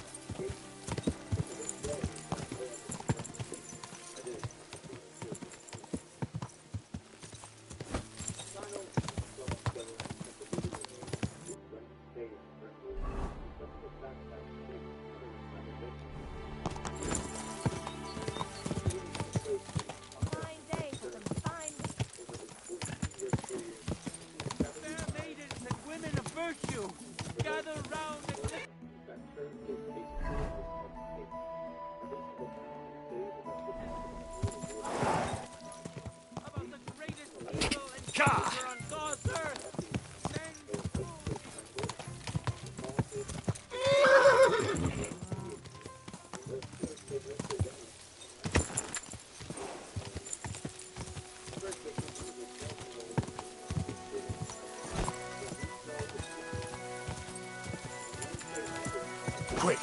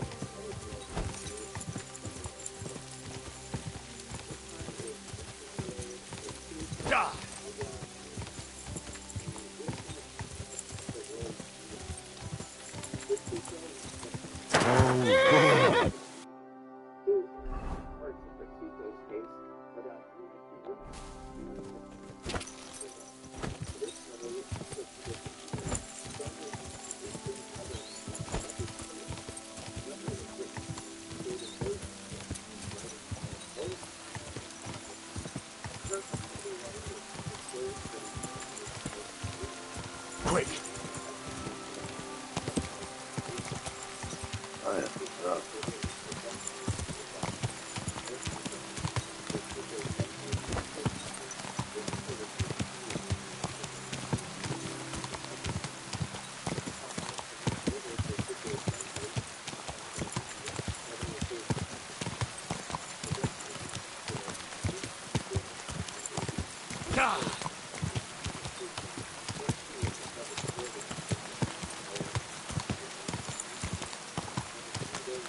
Whoa! Whoa!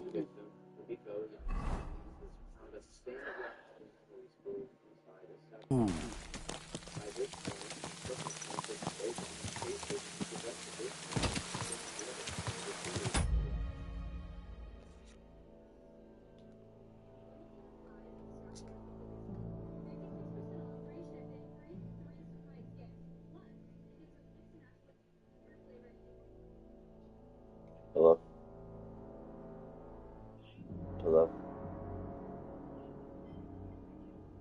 May I ask who's calling?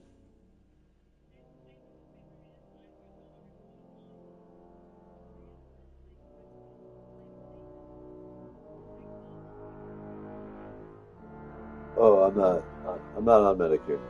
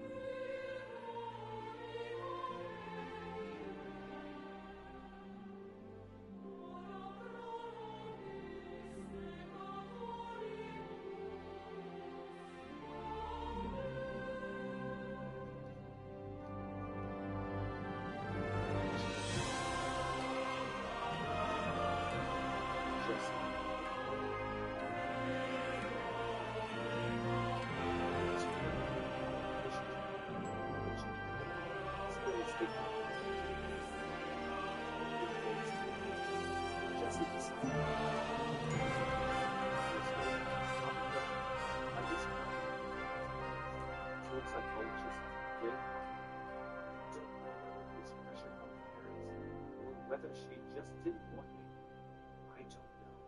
I was fostered at 6 months. Within the year, Jessie had married. She and her husband, Francis Hall, were to have 4 children together, none of whom were told they were her brother, and to emigrate to Australia, where Jessie died in 1982. Francis Hall's niece, Joyce Bonnell, recalls that Jessie didn't like it to be generally known that she had a child out of wedlock. I don't think she ever told anyone who the father was. From the time that she gave Robert up, Jessie never had any contact with her son again. While Jessie was settling into married life, Robert was being cared for by his new family. Jack and Margaret Tulip were both in their 50s and had fostered children on several occasions previously.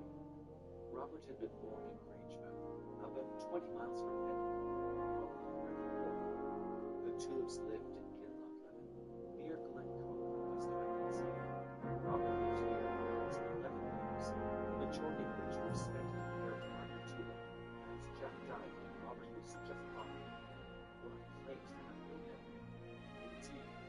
was a common quite ancient to ring wire is unusual suggesting lessons should some sort of machine is what the black was subjected to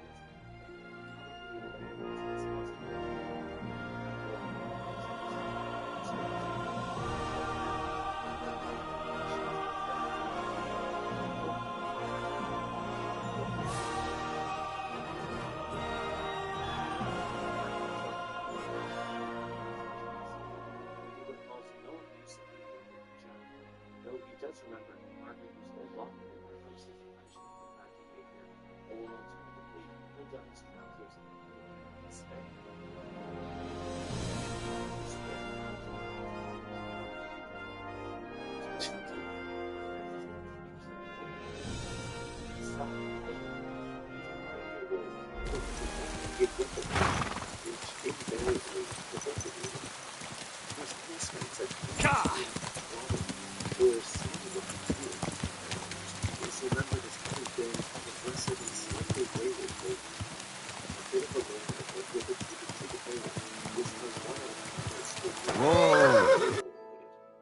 It seems that Black didn't mix in with the normal playground games, preferring to spend time at the playground rather than himself, so he could easily find. Quick! Being a game that he insisted on being a leader of the goat gang. The members were present for years and years. Another person, Billy Lawrence, a representative of David Blaine, beneficial life David Blaine jumped on top of him as he was walking. Just pushed and kicked him for no reason. Suddenly, mindless violence perpetrated against those physically less able than himself was typical of Black as a boy. As he grew older, his reputation as a bit of a ruffian grew. The local bobby, Sandy Williams, later said that Black was a wild wee laddie who didn't give a damn, no respect for authority. He had a dangerous spirit and needed a smack round the ear to keep him in line. Having said this, in the period that he was living in Tulips, Robert never really got himself in any serious trouble. He had childish fights, played up at school, and only with the children. When he received the voice that no serious and original submarines which went to translate. Nice horses you have there. They can carry one more.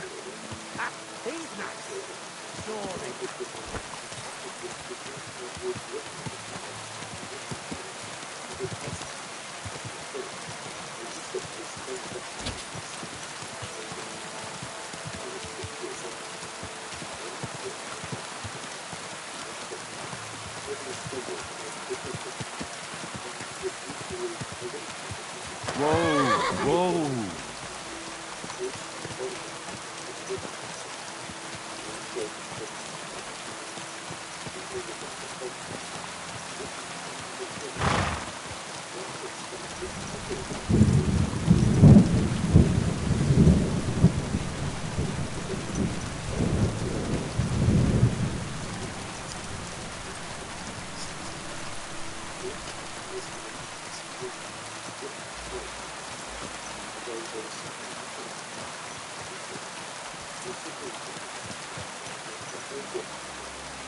This is the camp. I'll start from here.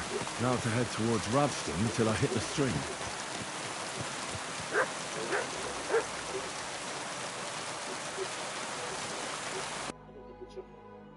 His lifelong practice of self-penetration seems to have been in this vagina.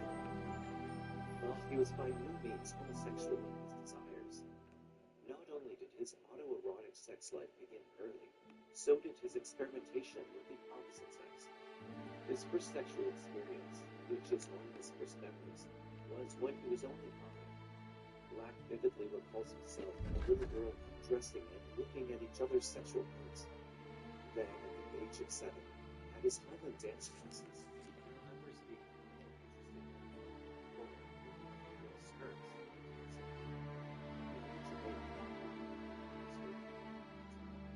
So look at her vagina. Both vaginas and penises fascinating. He was obsessed with the study of big they were. It's interesting to speculate what was looking for what could be more in this cold that he liked to sleep. I don't even remember. They told me something.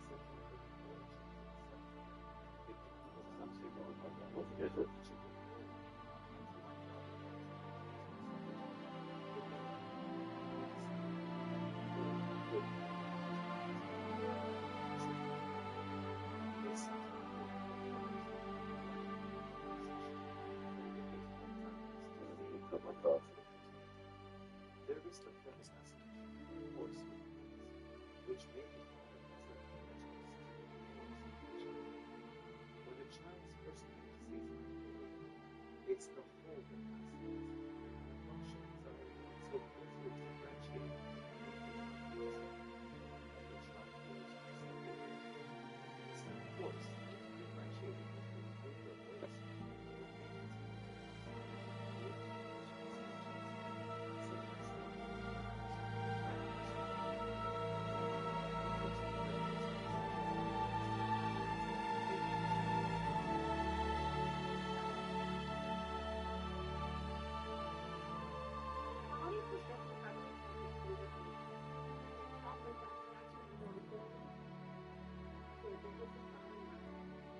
Delivering the coverage takes a new care, and that's exactly what you get when you choose Universal Care to manage your pharmacy benefits. We combine powerful pharmacy benefits with personalized service and clinical expertise from a health plan you know and trust to deliver an approach that improves health, cost savings, and care delivery. It starts with the fact that our model is made for you. Through a combination of national strength and local service, you get the unique benefits of a unique partner. We have no financial interest in mail order or specialty drug pharmacies, allowing us to focus on better care. We also have the flexibility to offer the lowest cost formulary based on needs, businesses, and members we serve. We bring a holistic approach and a whole lot of value. That means filled prescriptions are just the beginning, supplemented by a full suite of programs that make medications more accessible and properly utilized, all while driving to the lowest net cost, and all at no additional cost to members. In other words, these powerful programs drive a more holistic approach and proven results. At Univera Healthcare, we leverage the power of partnership. Our physician and provider relationships allow us to work together to help ensure quality and accessibility of care, while reducing medication and overall healthcare expenses for members. One way we do this is through accountable cost and quality agreements, or ACWAs, which compensate providers for the quality and efficiency of the care they provide, not for quantity. We also work directly with other manufacturers to drive progress through efforts like our holistic equipment medication assurance program, and we integrate with specialized vendors to better address the specific needs of our members. Finally, we make every service experience seamless. We know that satisfaction with pharmacy benefits comes down to the experience we deliver, not just our coverage and programs. That's why you can count on us to simplify onboarding and integration, to take the complications out of compliance, and to be here to answer questions and resolve issues quickly, every step of the way. For us, thinking about pharmacy benefits in a way that goes beyond coverage and cost isn't anything new. It's part of who we are, and our commitment to driving better health outcomes in the place we call home. It's also part of our overall approach to providing a more comprehensive, coordinated way for businesses to care for their teams. One that puts people first, makes service simple, and takes our network to another level. See how Univera Healthcare is right here for solutions that bring together powerful pharmacy benefits and personalized care. See how we're right here for you.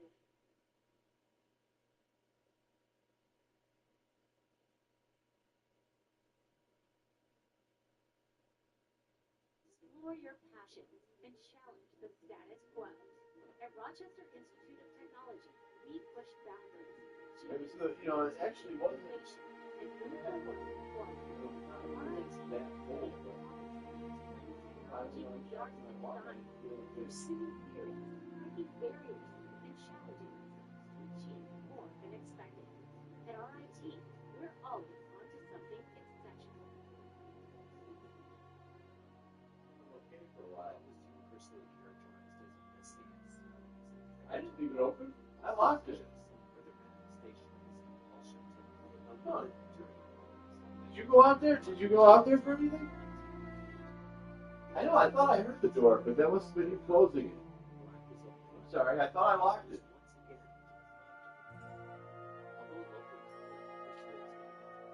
No, but when I came back home, I would have sworn I locked it. I always do, but no, that's, you know.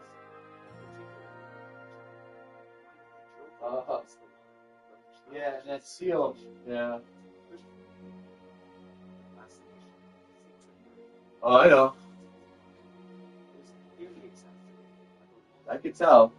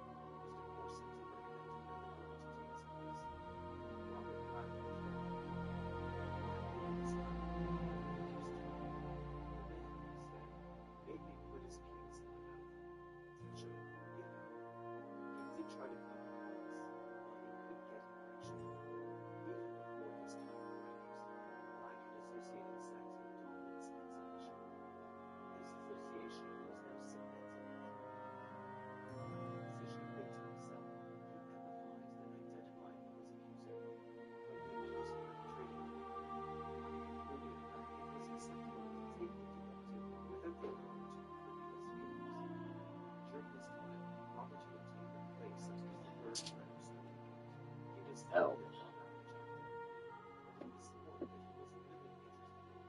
Especially football and swimming and athletics. When he later moved to London in his early 20s, he was given a trial for Enfield Town. Unfortunately, his poor eyesight put his career in question. His love of swimming continued. He even worked as a lifeguard, which was ideal fuel for his Ugh. No, in the second letter? First name? Over 20 years later, a little girl called Carolyn Hall was to be abducted from Portobello and later murdered. Carolyn's house was on the route between the two swimming pools. In the summer of 1962, when Black was 15, his time at the Red House was up. With some help from the authorities, Ugh. he got a job as a delivery boy and found a room to rent in a boys' home in Greenock, outside Glasgow. He later admitted that while he was doing his delivery rounds, he abused 30 or 40 girls. He told Ray Wire that if there was a girl on her own in the flats where I was delivering, I'd sit down and talk to her for a few minutes. Try to touch her. Sometimes succeeded, sometimes not. Amazingly, none of this behavior seems to have been officially reported, and it was not until a year later that Black's first conviction came about. The charge was for lewd and libidinous behavior with a young girl. It should have been for attempted murder. Black, who was now 17, had approached a 7-year-old girl, asking her if she'd like to go with them to see some kittens. The girl trustingly followed him as he led her to a deserted building. Black told Ray Wire that I took her inside and I pulled her down on the ground with my hands around her throat. I must have half strangled her or something, though she was unconscious. When she was quiet, I took her knickers off, and I lifted her up, so as I was holding her behind her knees and her vagina was wide open, and I poked my finger in there once. He then laid her down on the floor and masturbated over her inert body. Her lack of consciousness, far from detracting from his pleasure, enhanced it. When he left the girl in that derelict building, he didn't know, nor it seems care, whether she was unconscious or dead. She was later found wandering the streets, bleeding, crying, and confused. The case was brought to court, and astoundingly, Black was given an admonishment, a verdict particular to Scottish law, which is effectively no more than a warning to be on good behavior in the future. A naive psychiatric report had been prepared for the court, which said that the event was an isolated one, highly unlikely to occur or to mar Black's normal development. Thus, by the time he was 17, Black had attempted to force one girl to have sex, left another for dead, abused many others. Lanier binaural devices uses dual mode stimulation to soothe symptoms. Lanier combines sound stimulation and multi-pattern tone pulses to activate hearing and sensory pathways. This dual mode approach weakens these pathways and helps the brain to stop focusing on tinnitus sound, which can dramatically reduce the impact tinnitus has on a person's overall quality of life. Lanier. With a home warranty from American Home Shield, you can find your happy place, no matter what happens around your place. No hot water? No worries. Don't worry, beat warranty. American Home Shield.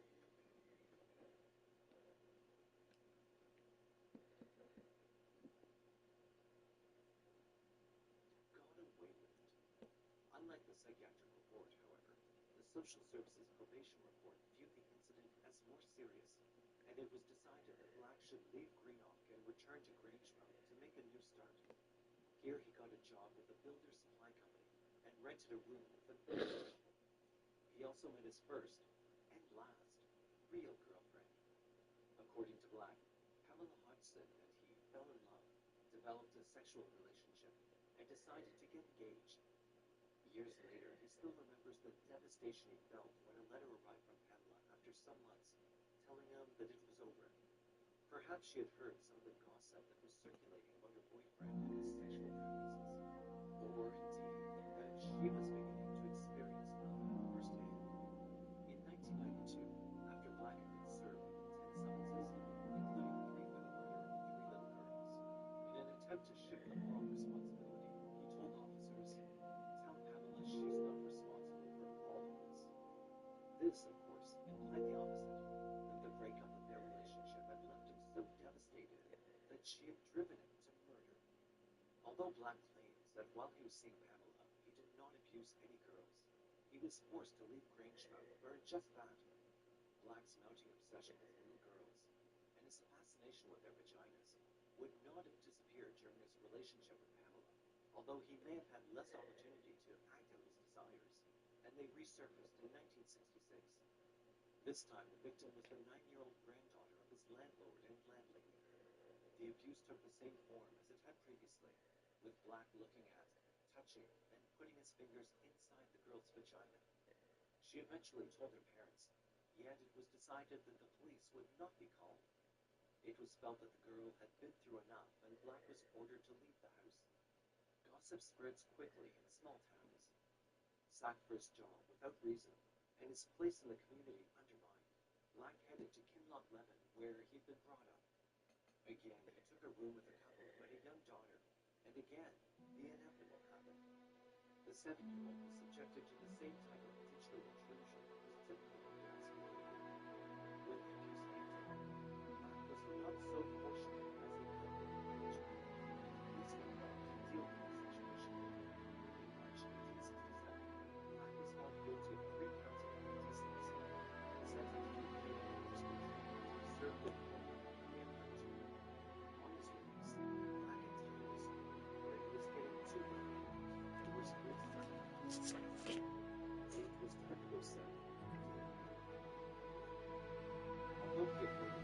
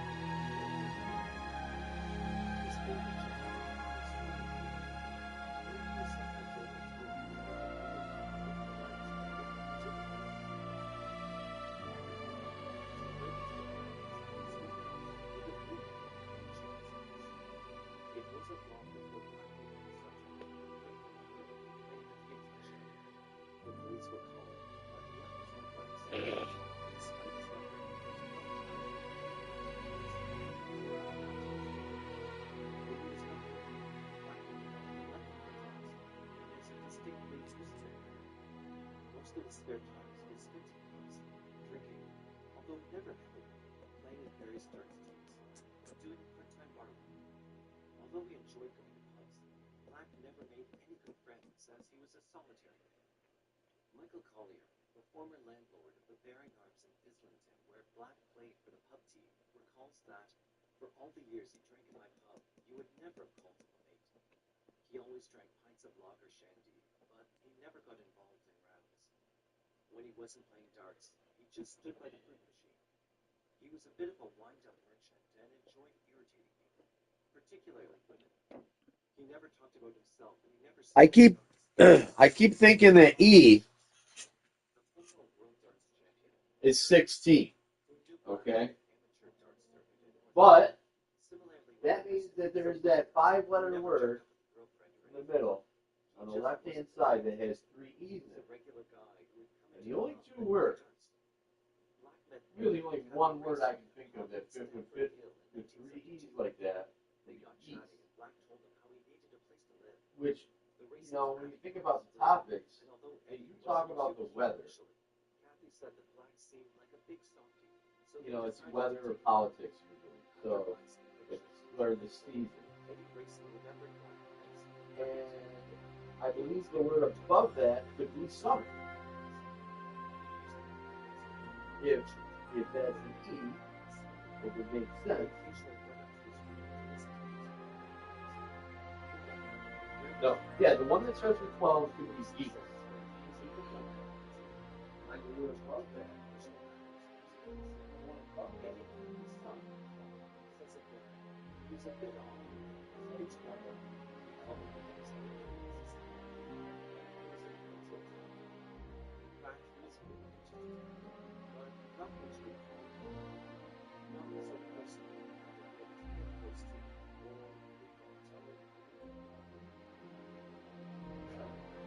Need to share something there.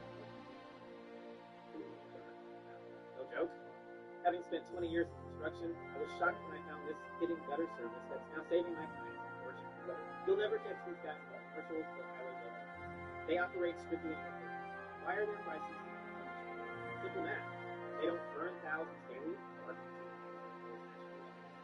Between you and me, when I started sharing this service on communication, they couldn't believe that now. The best part, they're expanding to new areas like all you gotta do is find it. Yeah, serious. Savings and shopping. But that's where I'm at right now. The E, I think we're right with the E.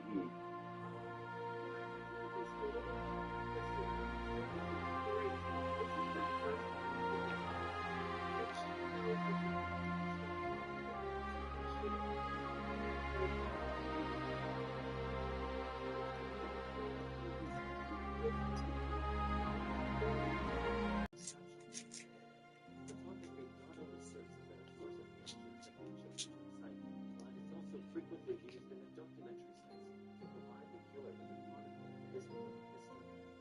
As such, of course, the killer becomes the hero of his own world, the maker of it, the director, the protagonist. In 1976, Black began to work for a firm called Poster Dispatch and Storage, PDS, as a driver. His job was to deliver posters to various depots around England and Scotland.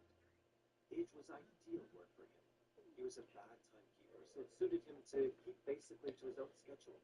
And as a loner, he found driving for hours by himself an agreeable way to earn a living. He worked for PDS for the next 10 years, until his employers were forced to dismiss him, as he was constantly getting involved in minor car accidents and costing the company a fortune in insurance payments. Luckily for Black, shortly after his dismissal, PDS was bought out by 2 employees who gave him back his job. He continued to get into scrapes, but he was a hard worker and was always glad to cover for his workmates, doing the longer runs which the other drivers disliked as they interfered with their family commitments. Black frequently did the London to Scotland run, often stopping in the Midlands on his way back to see the racing son John and his new family. In the back of his van, he would keep various objects as masturbatory tools to be inserted up his anus while Oh, also, if it's not E, then It's not any other vowel, because there's no other words that you can fit there with a vowel in those three places.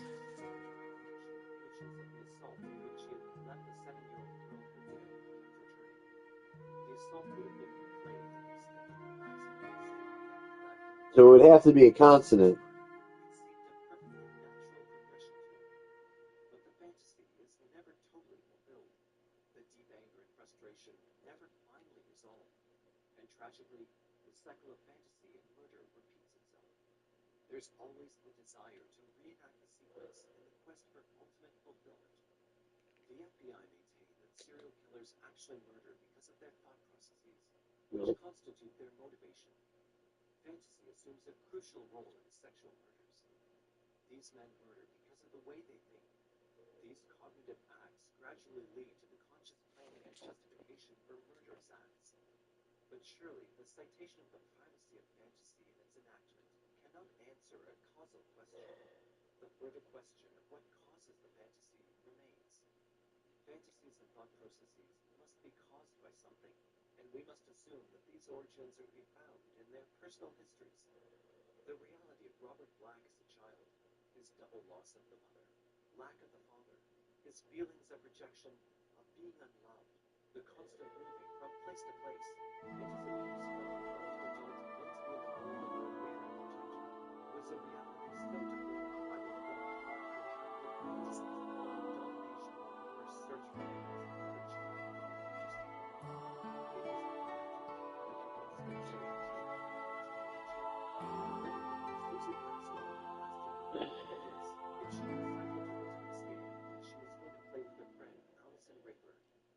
Liz was reluctant to let Susan cycle on her own as she was worried about the traffic, but after some consideration, she told her daughter that she could walk if she liked.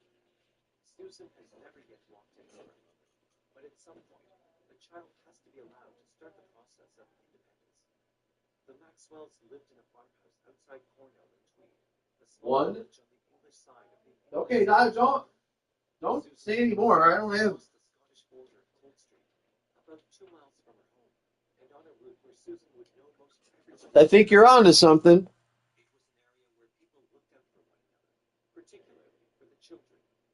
In the end, Susan didn't walk to her gate, as one of the farm workers going into Cold Street offered her a lift, but she planned to walk back.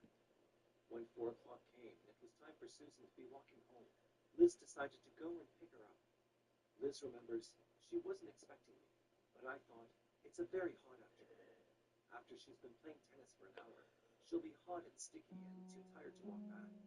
So I put the wee ones in the bag and we went over. On the way there, where Liz was expecting to encounter Susan on her way home, there was no sign of her.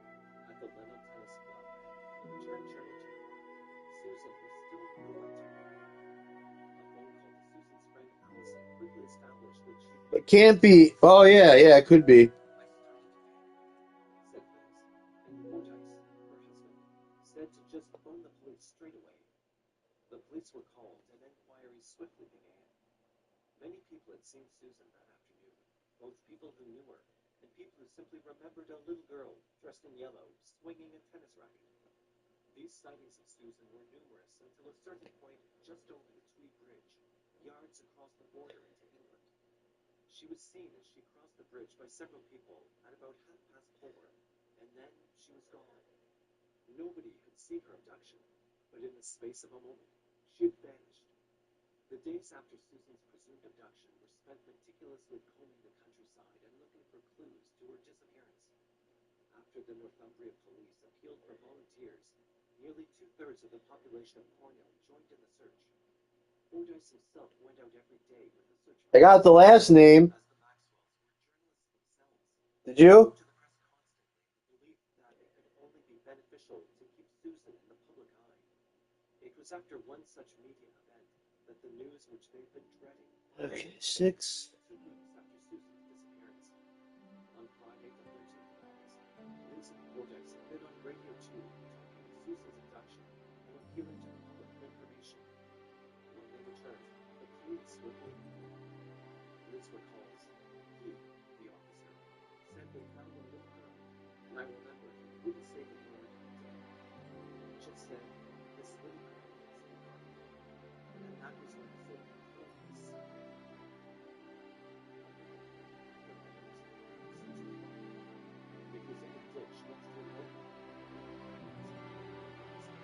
just at some point.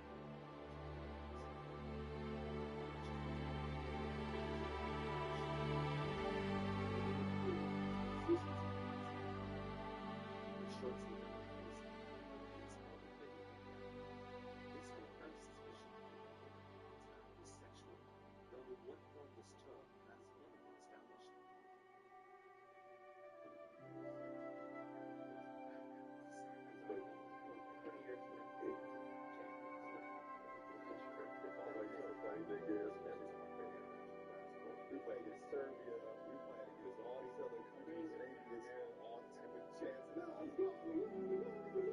Like going crazy, no matter if they're up 20, no matter if they're down 20.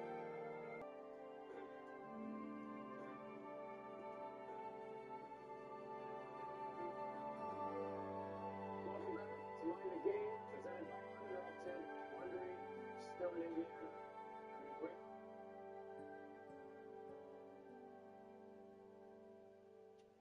Time here discussing the game. This episode, we dug into the mid-range. It's so common for people to think the mid-range has left the game of basketball.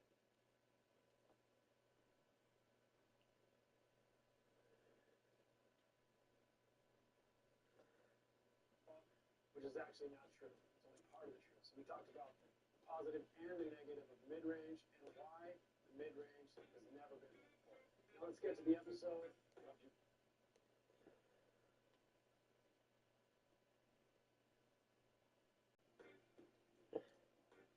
You know, one of the things I wanted to talk about is a mid.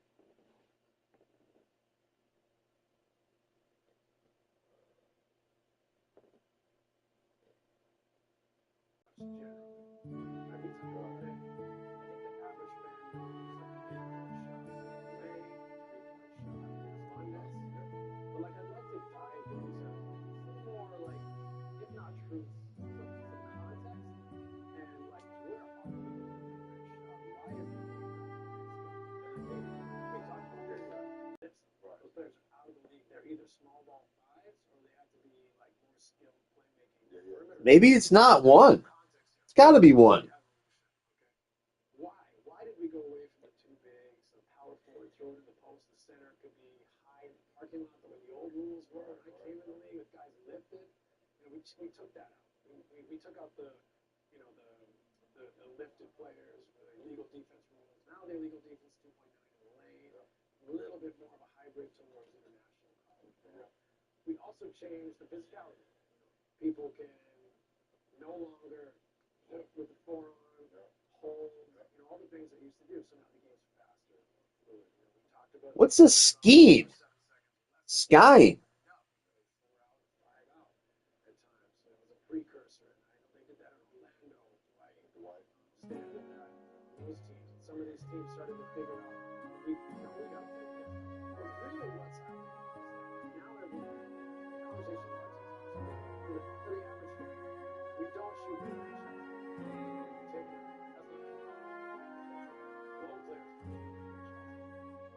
Role player in the league has to go out in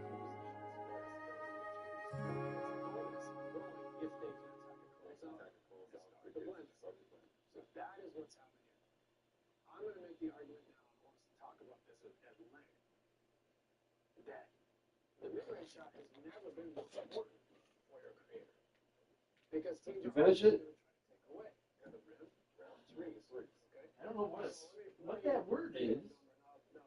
Depending on your model, a few years ago, I was made aware to me that just the numerical value of the mid-range shot. So the average points per possession. Like I think this year, the average points per possession of an NBA game for the entire league is like 1.14.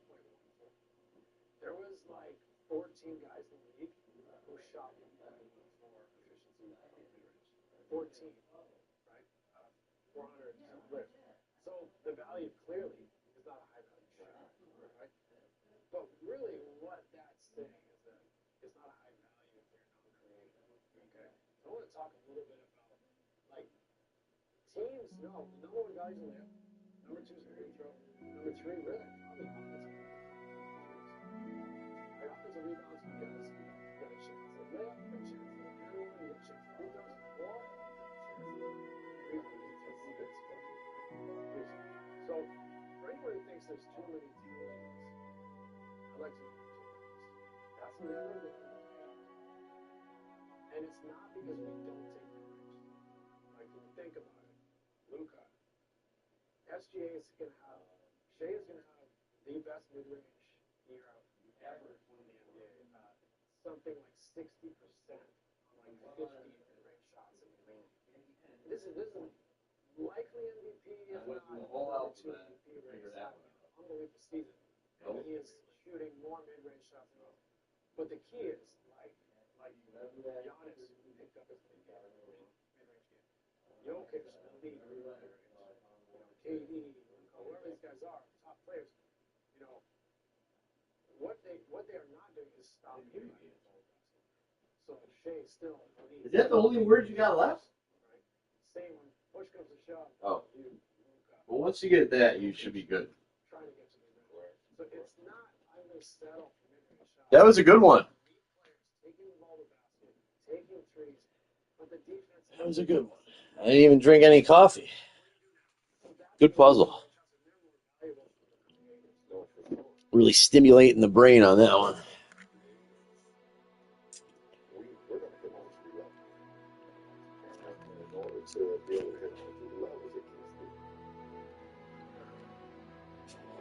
Susan spoke to his job in Staffordshire.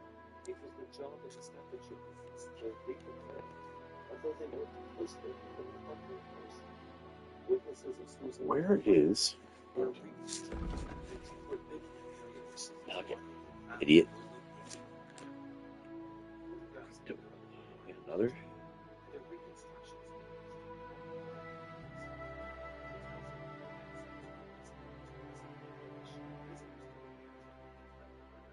Subsequently questioned. Drivers who transport parts.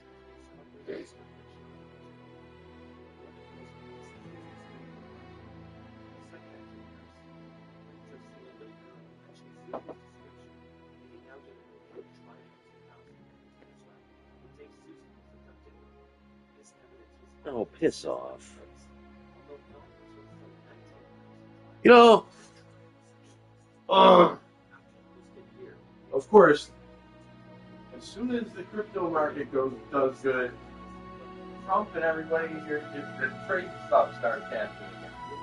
And it's just like,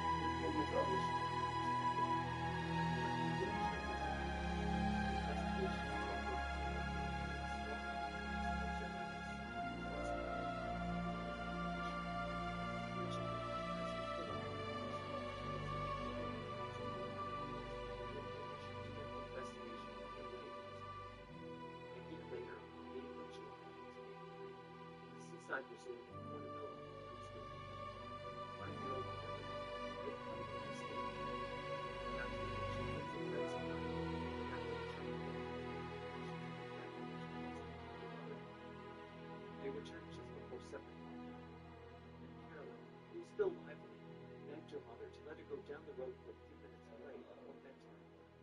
It was quite unusual for Carolyn to go to the playground.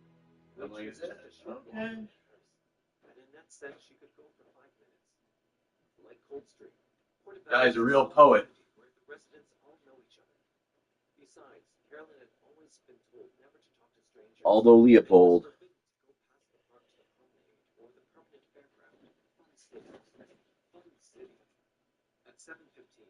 Happy. Still in the green, baby. Just fighting it. It'll go down. Alright, this must be raining outside. It's raining. Some of the sightings were Carolyn could not touch it. There were reports of Carolyn holding hands with Mrs. Crosby. This man was seen looking at the ground and then in the site, the place for minutes where he gave her a couple of children's record. All of us see him walking down the high entrance of Fun City, still holding hands, as they had in the previous summer.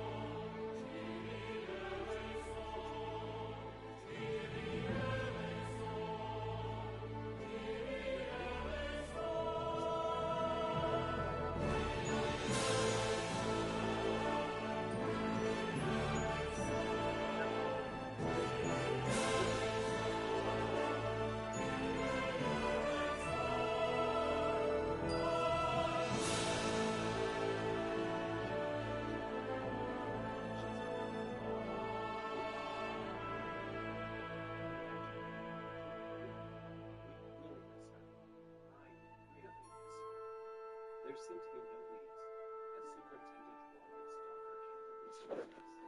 I'm afraid that all we have to say at this stage is that we've turned up one lead. Everyone's body was found on the 18th of July in a lay-by at Tweecross in Leicestershire, near to the A444, the road that goes from Northampton to Coventry. Her body had been left some 300 miles from where she had been taken, just as Susan's had been. Yet their bodies were found within just 24 minutes.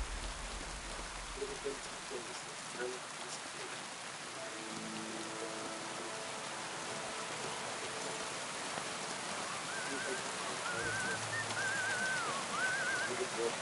Greetings to you. Oh, fucking rain.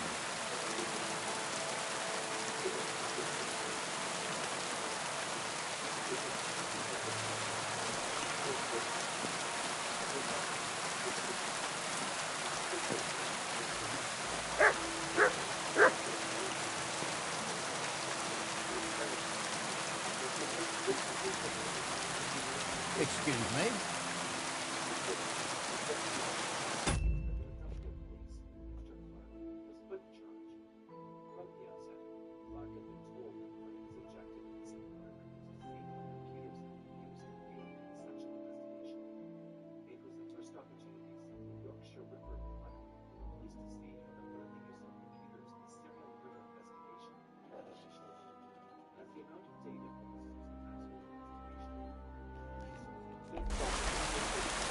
Would be most efficient if this was computerized, which would involve transcribing all the manual files into a computer database.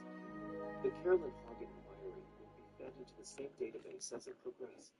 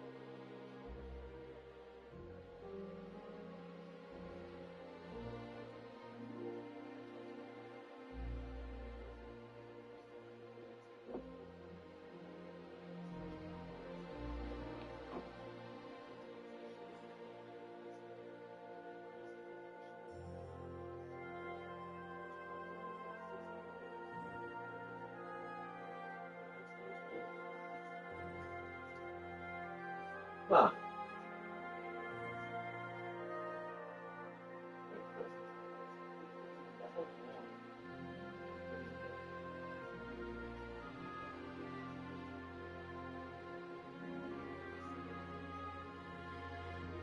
For hours.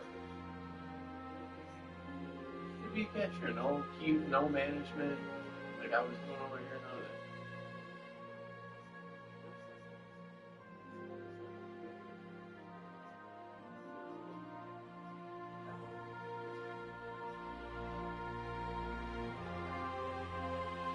That is like, I don't see.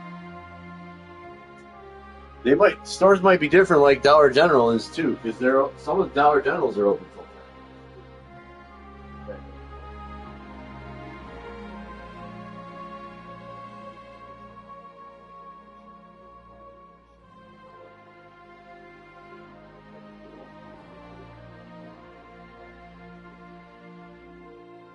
That's why it's pathetic.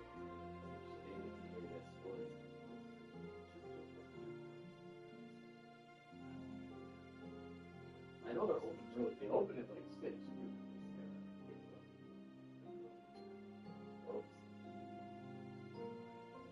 Oh, it's Friday. Yeah, they're open until midnight on Friday and Saturday, I think.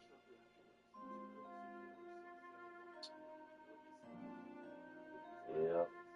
Oh wow, our gas station, gas is $3.13, but the one on River Road is $3.05. And it's 3:10 on Niagara Falls Boulevard.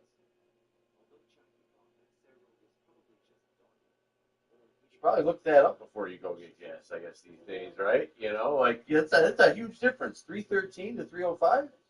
That's 8 cents. And then you save the other 5 cents. And I do like Quick Fill as an American company, as far as I know. And you know, there again, when I called HR yesterday, not an English speaker, you know, like, it was close. And I did like that, and I like being in the neighborhood and walking. And, yeah.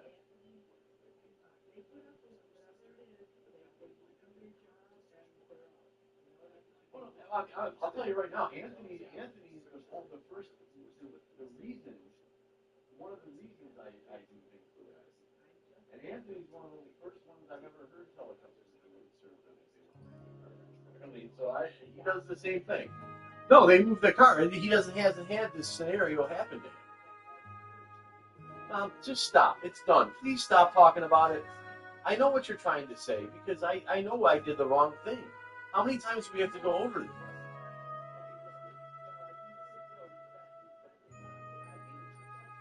Oh, I know. Yeah. Right. Yeah. Oh, I mean, yeah.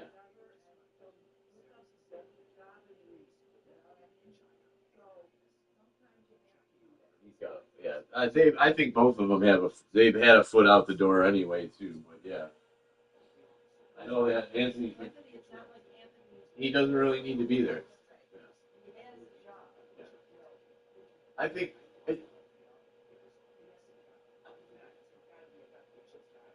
Yeah. Oh, definitely. You know, and I think he's just comfortable too. You know, you got that comfortability there where he knows the job. You know, he already knows what to expect when he walks in the door. You know. So why would he just, if he wants to work a part-time job with his full-time job, why would he just quit? You know, he already knows it. He kind of knows the ins and outs. But he quit last summer. You know, so. Because they did the same thing. They almost did the same thing to him with Fire. Something happened with, I don't know what he bought something one night after, and he noticed the next day that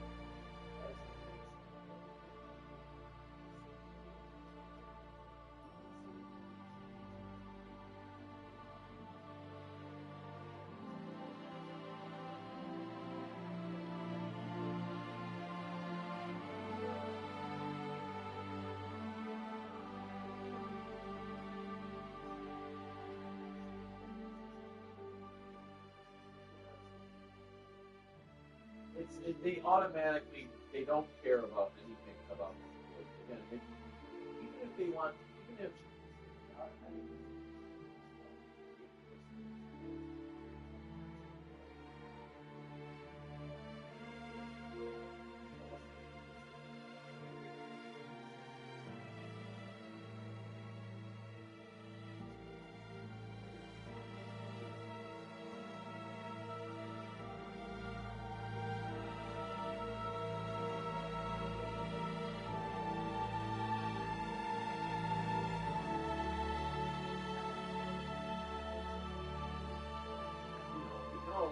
that as much as I don't mind working on that stuff, you know, it piss me off. It just happens. I don't want to work at least. I think doing the counseling.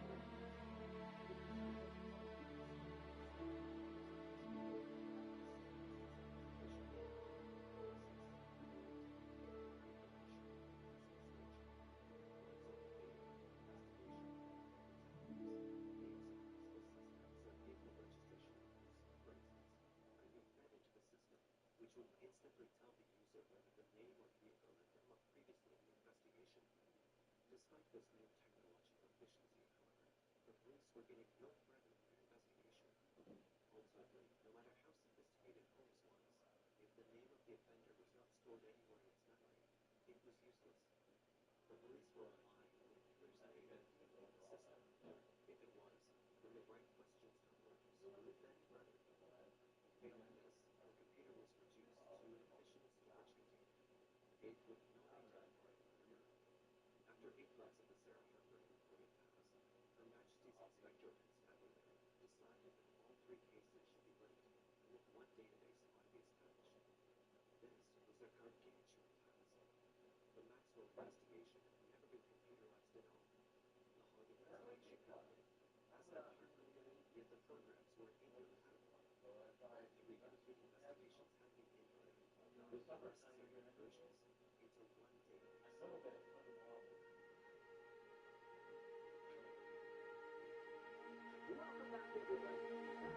There's a lot of... Get the job. I'm trying to get a job.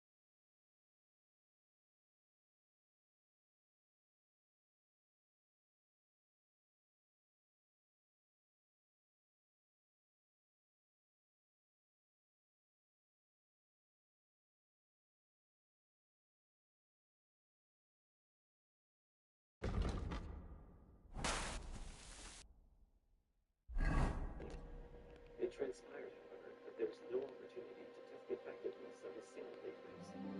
Once again, as in previous serial murder investigations, luck was to prove a key factor in that action.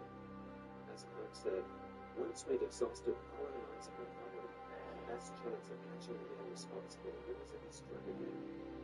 Clark added, my biggest hope, however, was that he'd be caught before he went too far and killed him. As with Peter Sutcliffe, Black's apprehension came about during the course of an abduction, which would certainly have turned into another murder. It was the 14th of July, 1980, a sunny day in the village of Stowe on the Scottish borders, and 6-year-old Randy Wilson was walking to a friend's house. As she walked up the road, the neighbors, young folks, watched her approaching the neighborhood's empty. Brooks waited for the police and statement as he bent down to look at his own hands. All I could see were the little feet standing in his hands. Suddenly they vanished, and I saw making movements as if they were trying to stuff something under the dashboard. He got into the van, reversed up the driveway the child had just come from, and sped off toward Edinburgh. David Hertz had the presence of mind to take the van's registration number, and then quickly rang the police. Police cars were promptly on the scene, and the van's description was radioed to officers in the area. Hertz remembers what happened next. I was standing near the spot where the child had been abducted, briefing the police and the girl's distraught father about what had happened. Suddenly I saw the van again and shouted, "That's enough." The officer dashed into the road and the van swerved to avoid him before coming to a halt. While officers handcuffed the man, who identified himself as Robert Black, Mandy's father, Mr. Wilson, recalls, I shouted at Black, "That's my daughter. What have you done to her, you bastard?" But his reaction was horrible. He had no expression. I could have felt my hands wrap his throat there and then, but my concern was for my daughter, not him. Where was she? Was she alive or, God forbid, dead? I went straight for a pile of rags just behind the seat and felt a little body inside the sleeping bag. I can't tell you how I felt as I unwrapped her from the bag and saw her little face bright red from the heat and lack of air. She was so terrified as I untied her and took the tape from It's too far. Could be here, but it's a little off of the stream. Open a chest checking account in 2 minutes, and we'll spot you up to $200. I think this is probably it. Get started.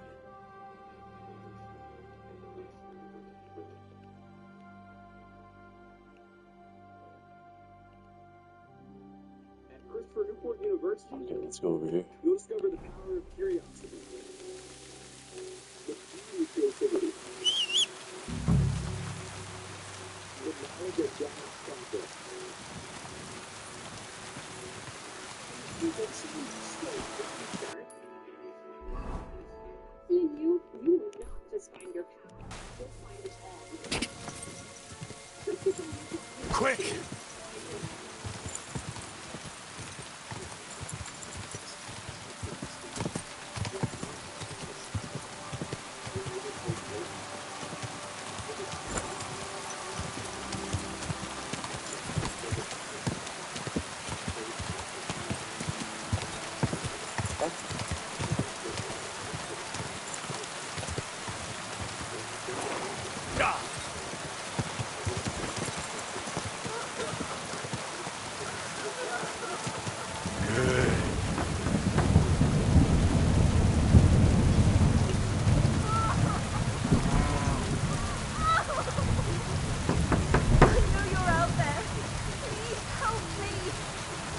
What are you doing in there? God, you've got to help me. I wasn't thinking about her at all. Like, you know, what she was thinking. She's a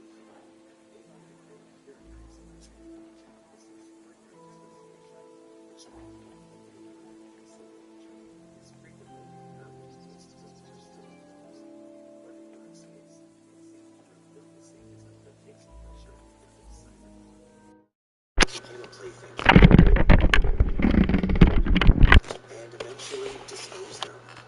It seems to have been a matter of indifference to Black whether she objected to the process.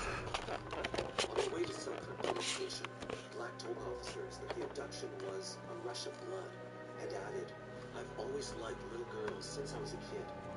He said that he had just wanted to keep her until he had done his next delivery, and then he would have spent some time with her. maybe in Blackpool. Then he would have let her go. Robert Black's case came to trial the next month, on the 10th of August, 1990. Help! Please!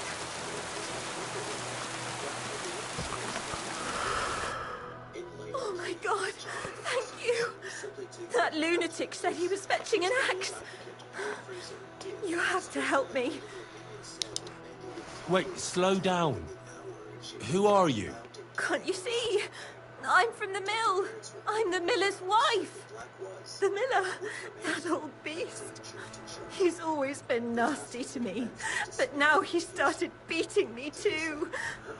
So I said I was leaving him. I told him anywhere would be better than here. And he locked you up? He said the only place I'd be going would be 6 feet under. Dad, that's terrible. Please, talk to him. He'll listen to a proper man. I'm too scared of him. All right, I will. Where can I find him? There's a shed behind the mill with wood in it. He must have gone there to get the axe. Thank you. This was a very serious case, a horrific, appalling case.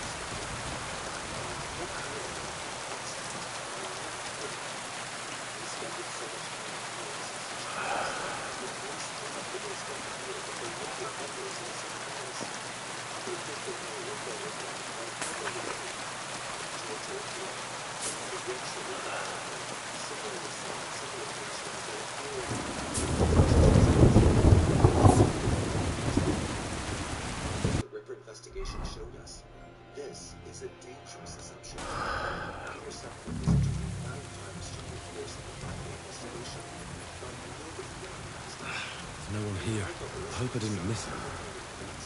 I'll have to get back.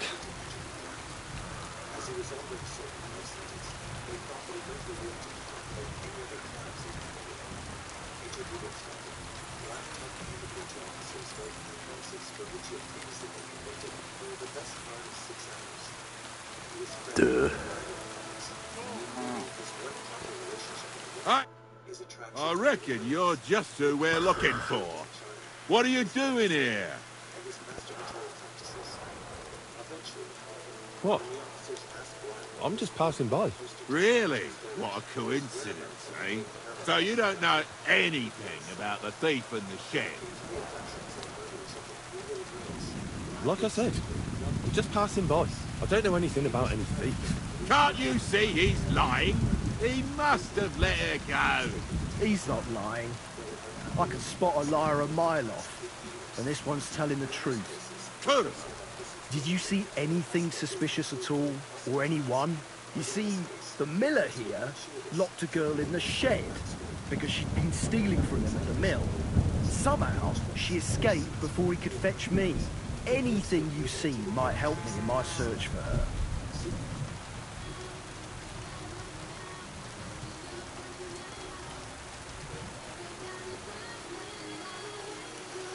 Now that you mention it, I did see a man and woman running away. Which way? Towards the village. Along the road. All right. I'll ask around the village, and you, Marco, stay here, in case they come back. Well, fine. What fucking choice do I have? Thanks, lad. You've been a great help.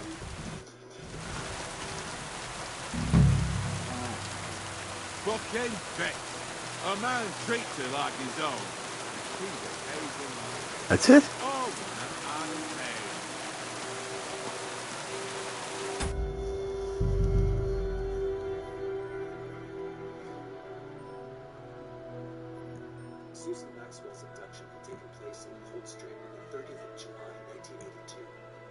It was the task of the police to establish where Black was at every stage during that day. The first step in the process was to see whether PTS had records of journeys carried out by drivers dating that far back. The police were initially dismayed to find that... My, what a beautiful horse. Excuse me.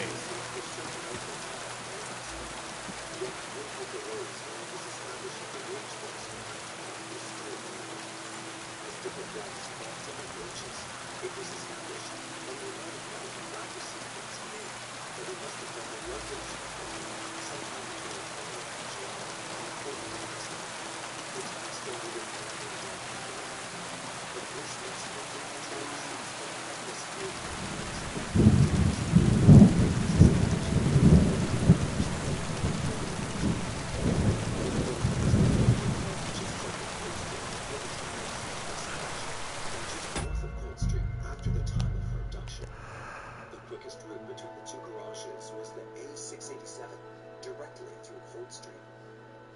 previously told his workmates that when returning from a Scottish run, he preferred not to take the most direct route, which was the M6 to the M1, but to get to the M1 via the A50 through the Midlands.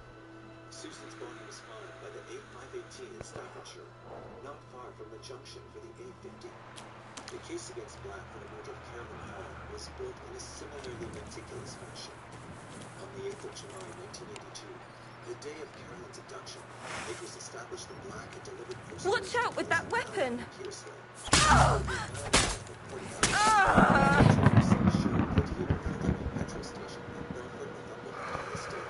that the most obvious route from Belfort to his delivery point in Pearsehill was through Portobello.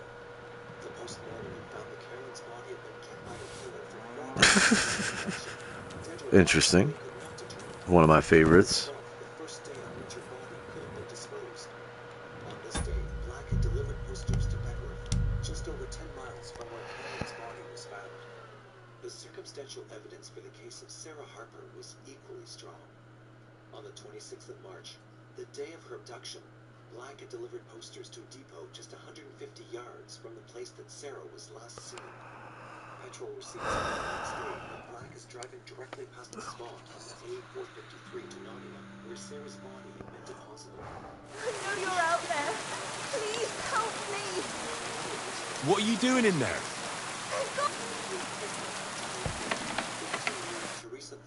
Oh my God, you have to help. Hold on. What happened here? The miller. He's always been nasty. So, And he locked you up? he said 6 feet.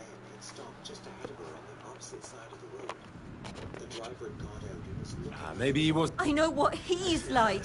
Please, talk to him. He'll listen to a proper man. Listen. What? You just go move.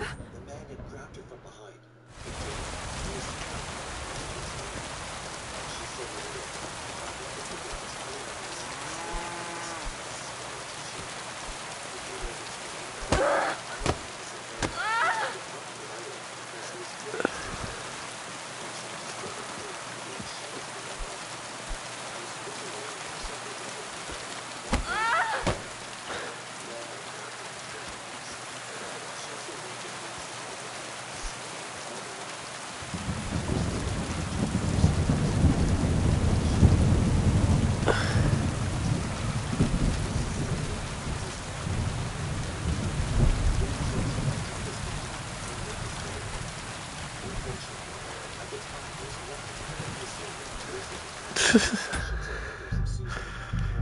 Sarah.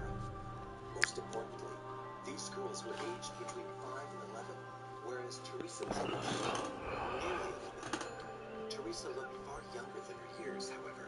She was under 5 feet tall, with a girlish figure, and wore no makeup. She did not look like a teenager.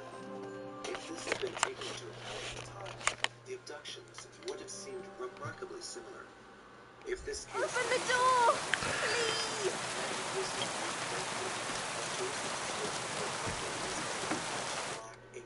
Oh my God, you have to help. Wait, slow down. Who are you? Can't you see? I'm from... He's... And he said you're 6 feet. Dad. Please, he'll... All right. Thank you. And be careful. Real choice but to proceed with what they had. In May of 1991, the police submitted their report to the Crown Prosecution Service, who would decide whether to go ahead with the investigation. In April 1992, Black was served with 10 sentences. Yet it would be another 2 years before the case was tried. This would take a time when there were 20 charges of evidence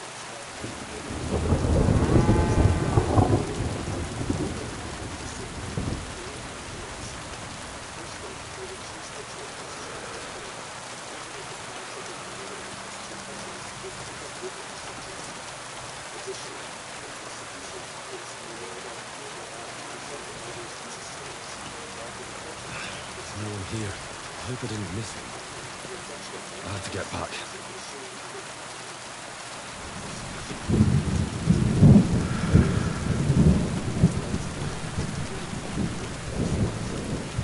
How far could she have gone?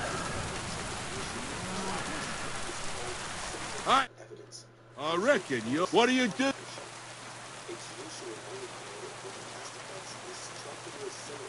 I'm looking for the brute who's been beating his wife. What the?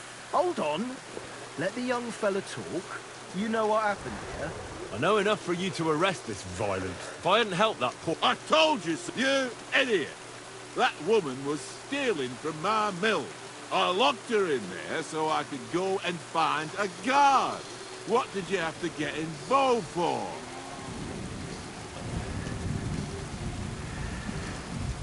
But she said he was beating her, that he wanted to kill her. God knows what else. That fuck I did. I caught her rummaging through my chest. She was a fucking thief. Well, that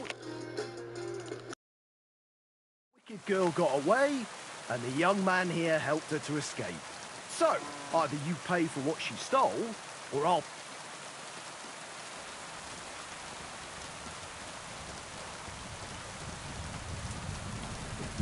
How dare you? I'm the son of the royal hetman, you scum. Show me the respect I'm owed. But... I don't know you. May I remind you, when you deal with me, you might as well be dealing with the king himself. I'm the son of Lord Radzig Cobbler, and if you don't accord me the treatment I deserve, I'll show you exactly why it doesn't pay to fuck with me. If that's the case, we're sorry, sir. I'd have never expected nobility in a dump like this. I mean, we wouldn't have expected you here, sir. But he let her go. I mean, she stole everything I had. Shut your mouth, you fool. I'll make sure the thief is caught, sir. And once again, please accept I'll go to the village right away to see if anyone's seen her. But what about... You stay here in case she comes back. Kurva. I bid you farewell, sir.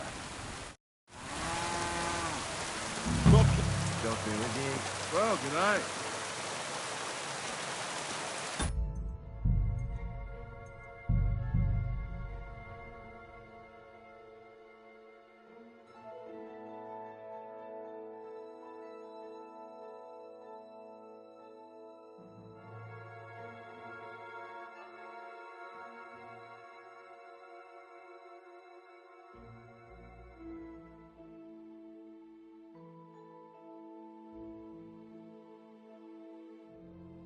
I know you're out there. Please help me.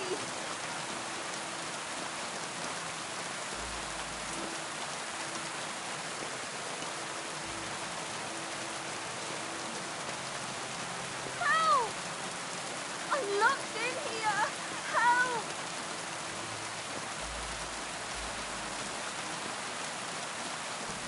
That madman is going to kill me.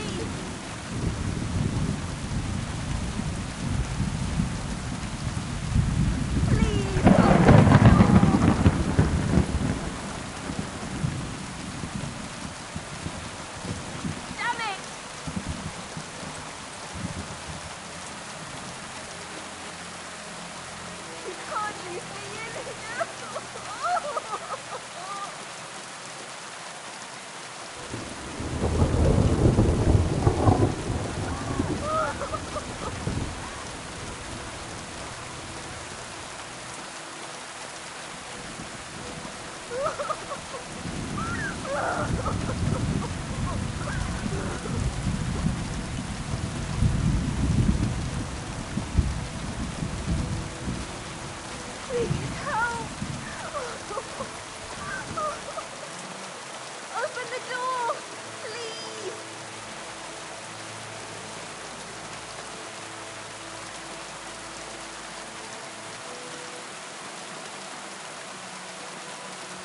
Help! I'm locked in here! Help!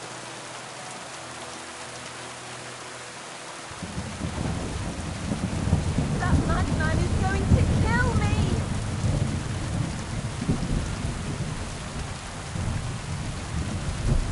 Please, open the door!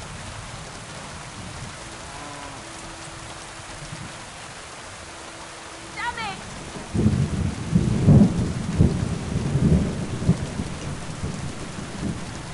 Can't leave me in here!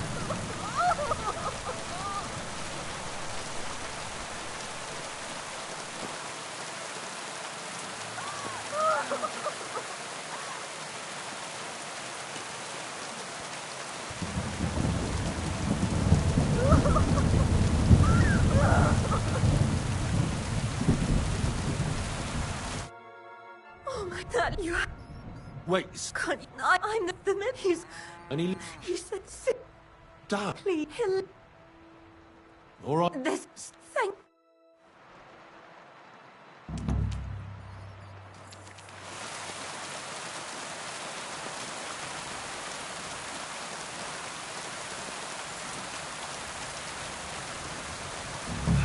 No one here. I hope I didn't miss them. I have to get back.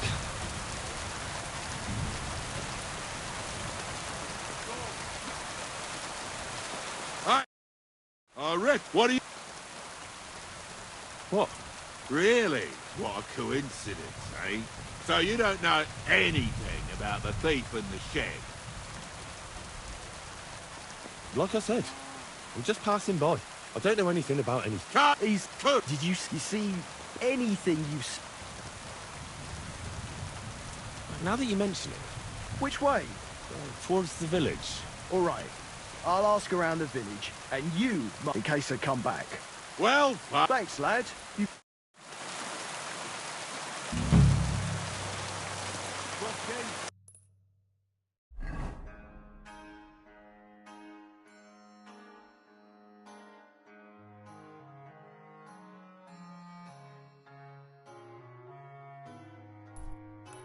Ben, a man treats me like... I'm sorry.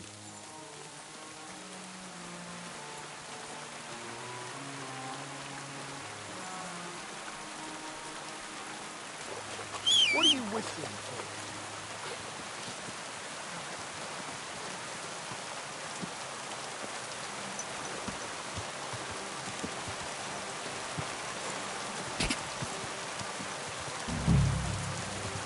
Whoa!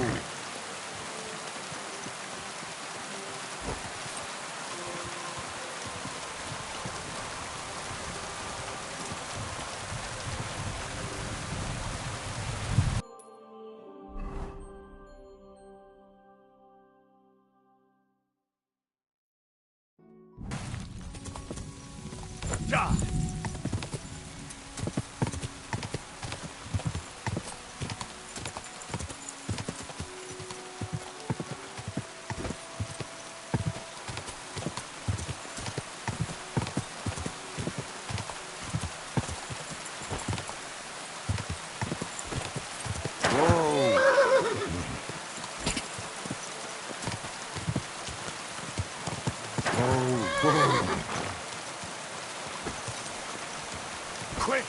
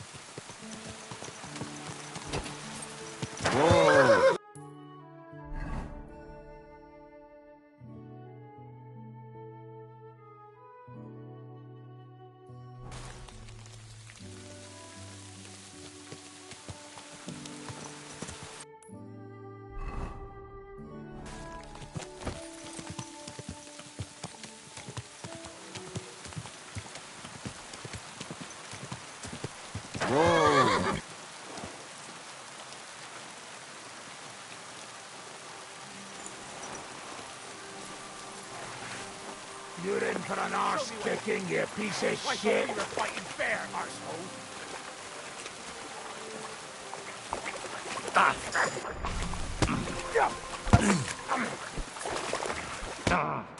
You fucking rip your arse open!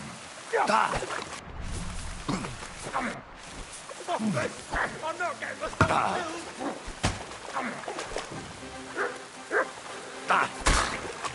Enough! I give up!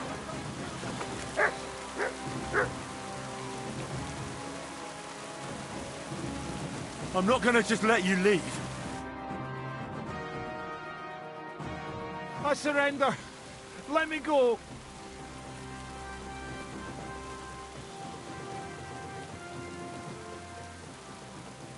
Run! Thank God. Fucking son of a bitch!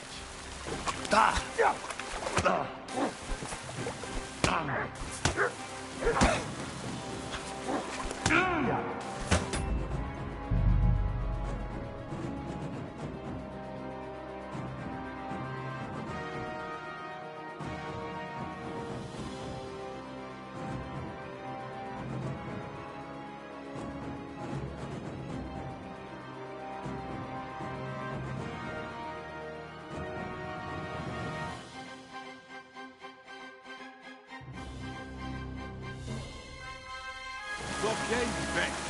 A man treats it like his own.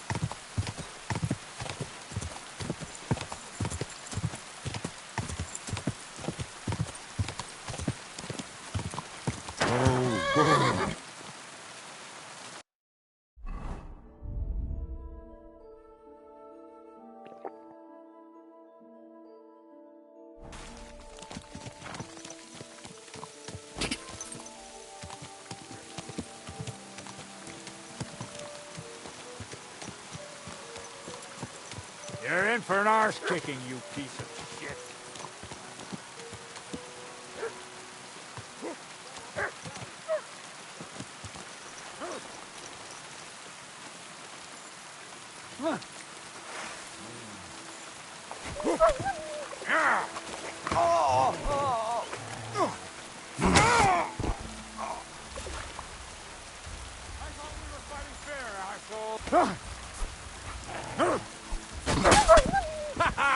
Fortune is on my side! You silly doggy. Good dog, Mutt. Show me.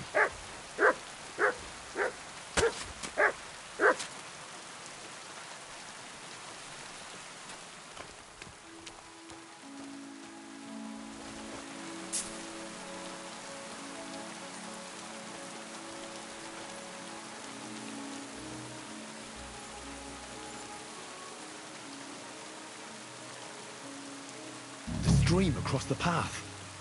I have to turn here and go upstream, and then left alongside the stream.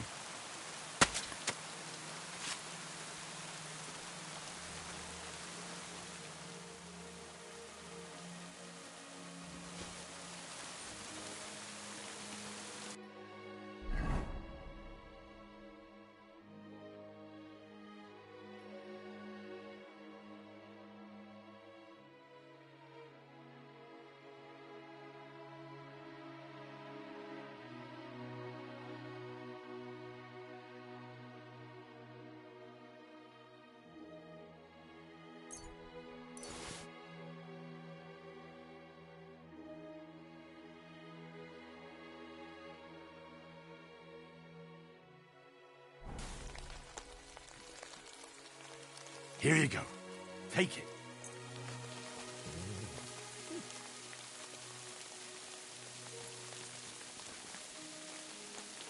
Good boy. Good boy.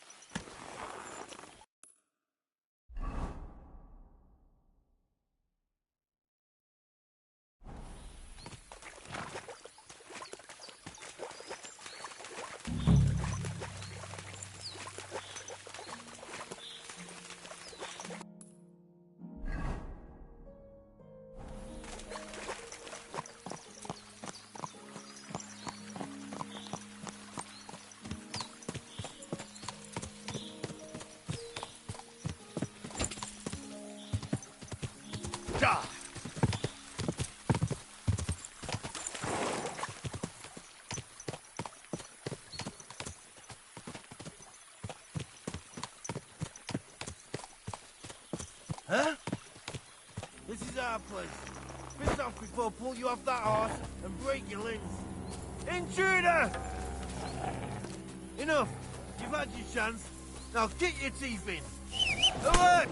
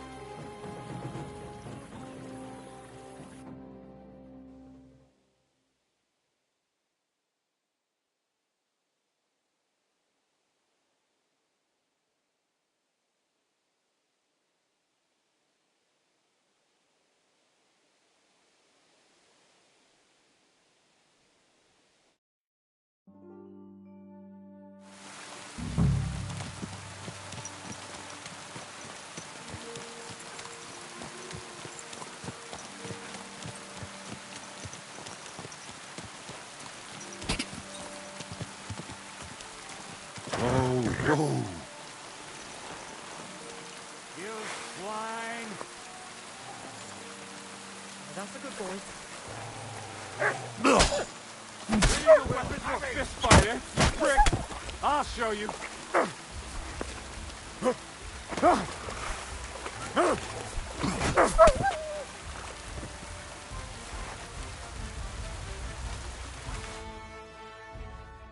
Holy shit, I'd have... It was nothing. Nothing? Here, take it. It's not much. And thank you again.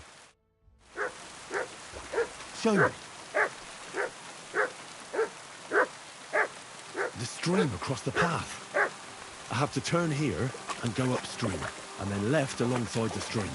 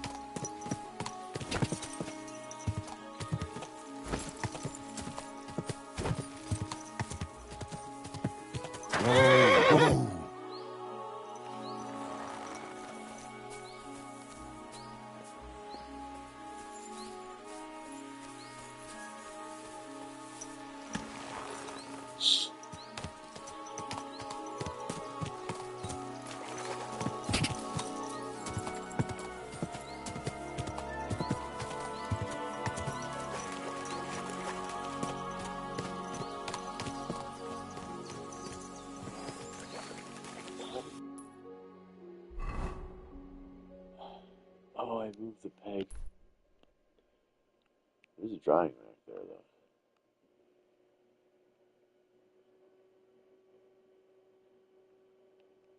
That's not. This is the mill, dude. Isn't it? No, this is the mill. Smoker. I don't think he's drying meat. You gotta have a smoker. God! No, this is the right way. Yeah, it is. You just didn't put the peg in.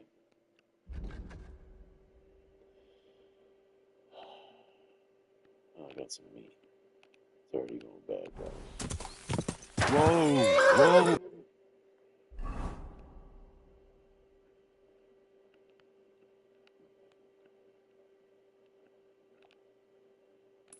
Ooh.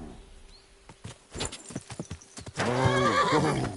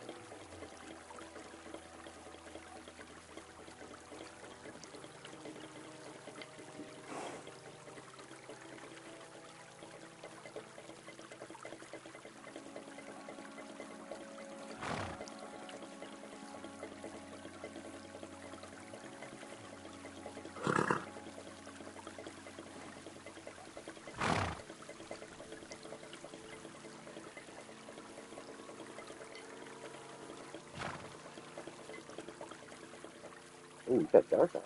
I guess we can see where we're in.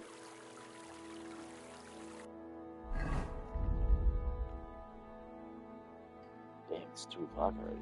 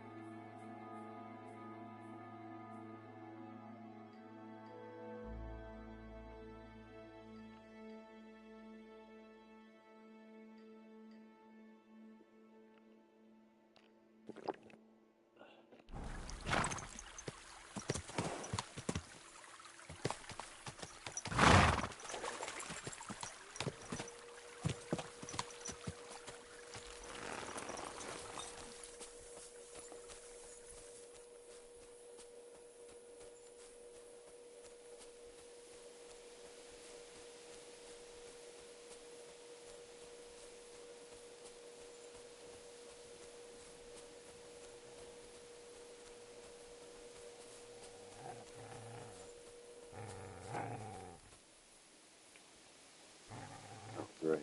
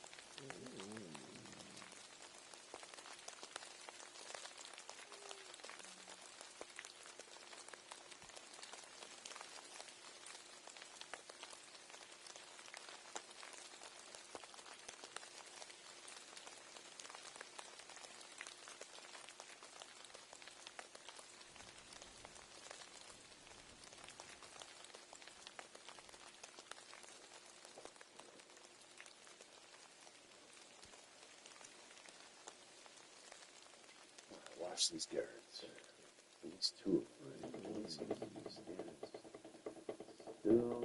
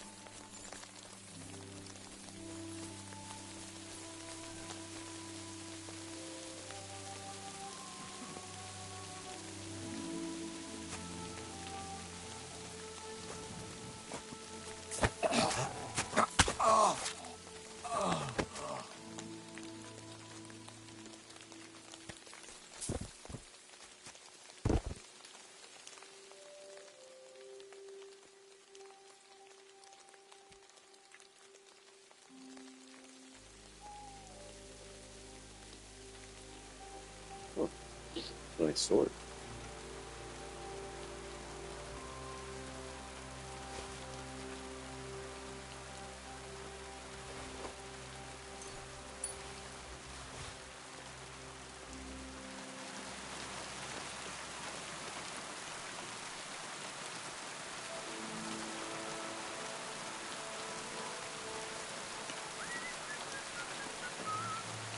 Kurwa!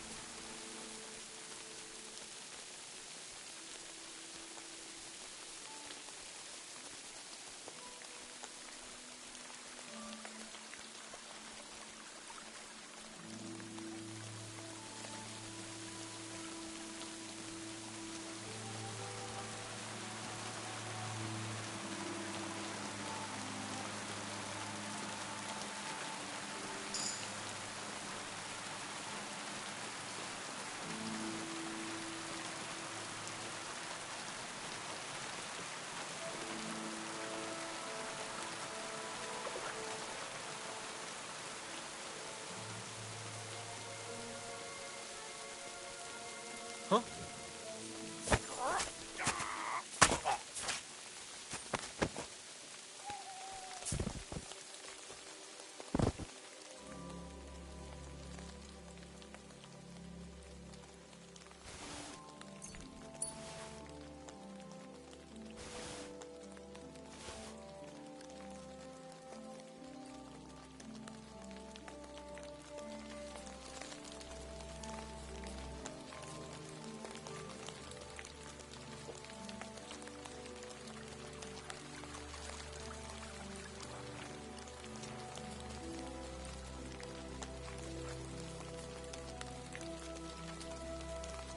Huh?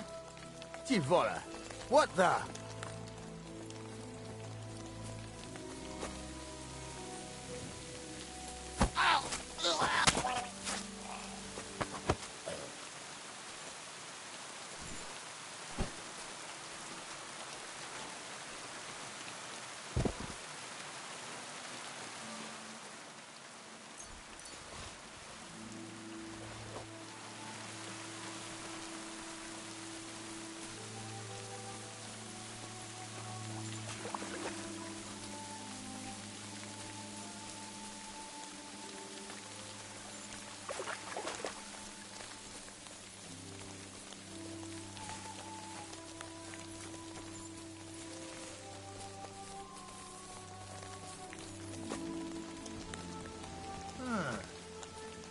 Prepare to fight.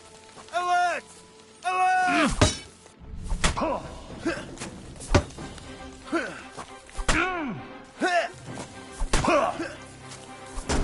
I'm all yours. But...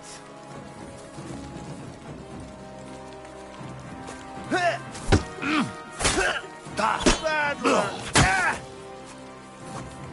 But...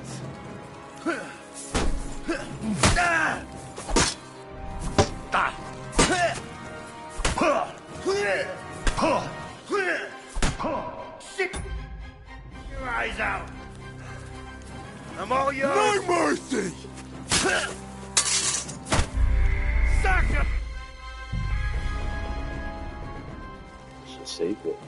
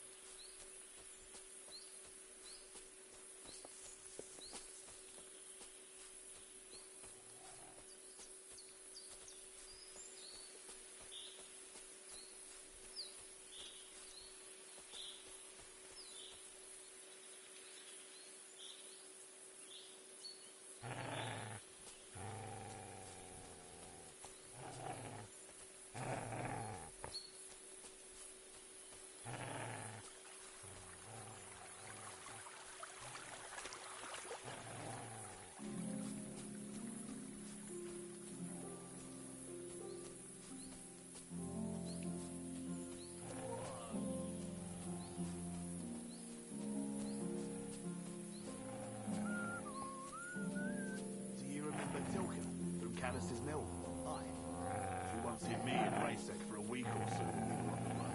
She isn't there anymore, is she?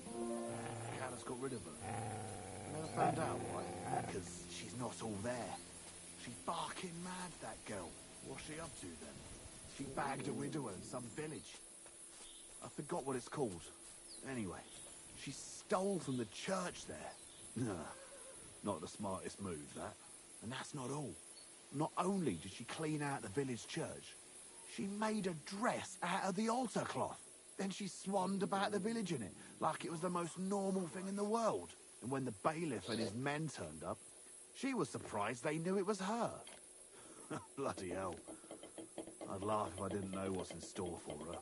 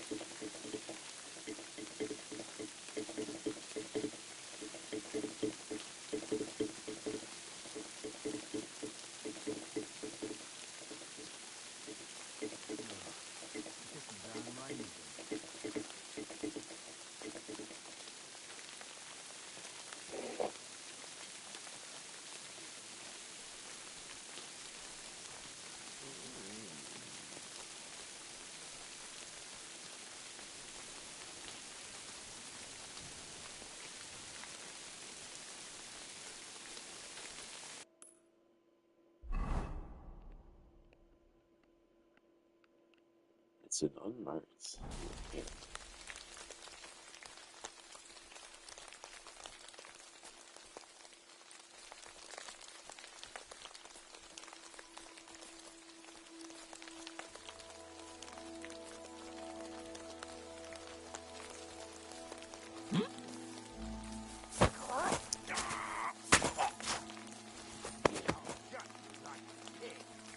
Attack! Come and help us! What do you want? I'll beat you to a bloody pulp fucker.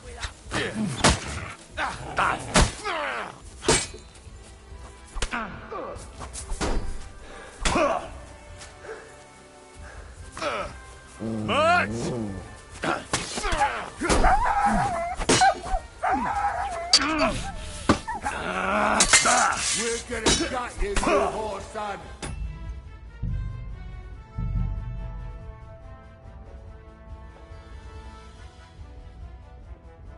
At least 4.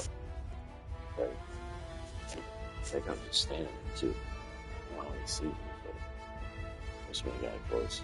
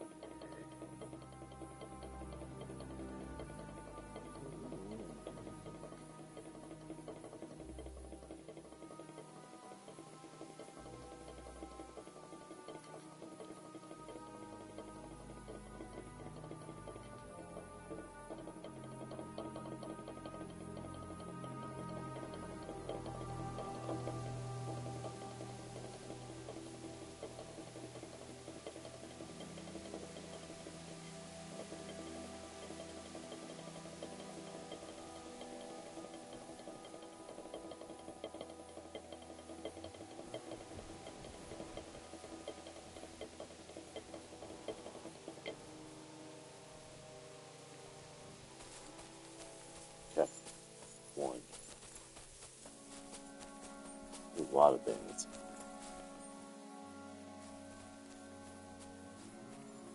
Must be.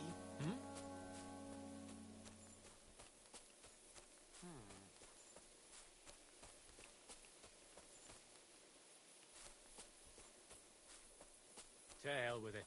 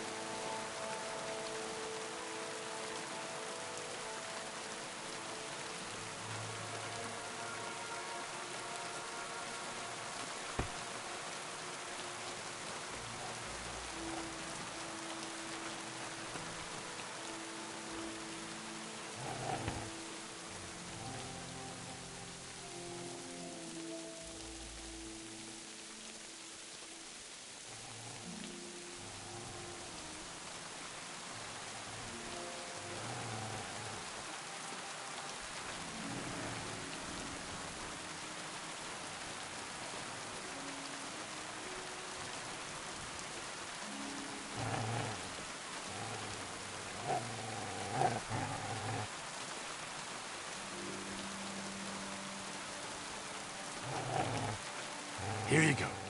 Take it.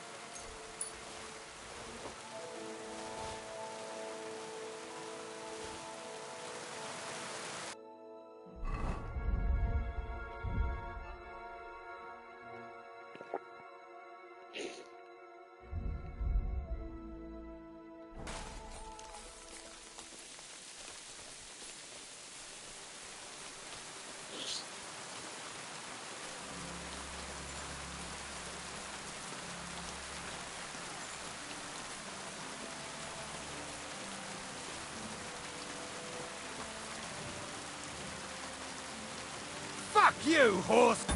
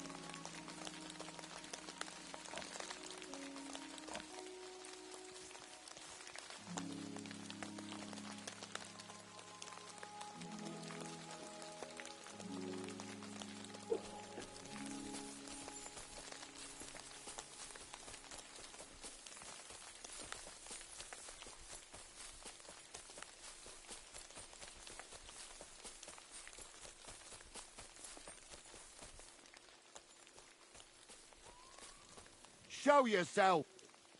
Fuck off before I kill you.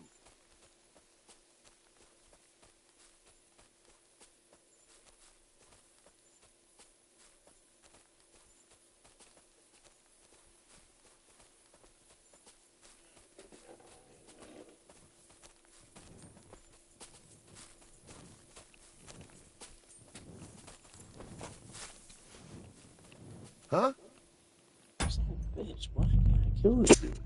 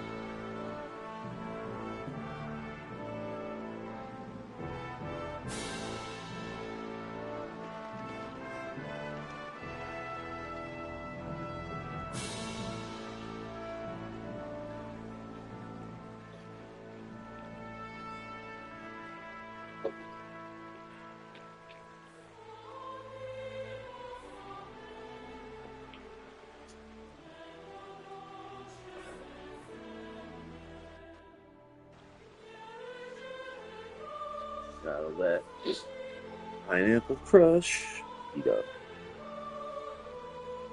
Oh, yeah.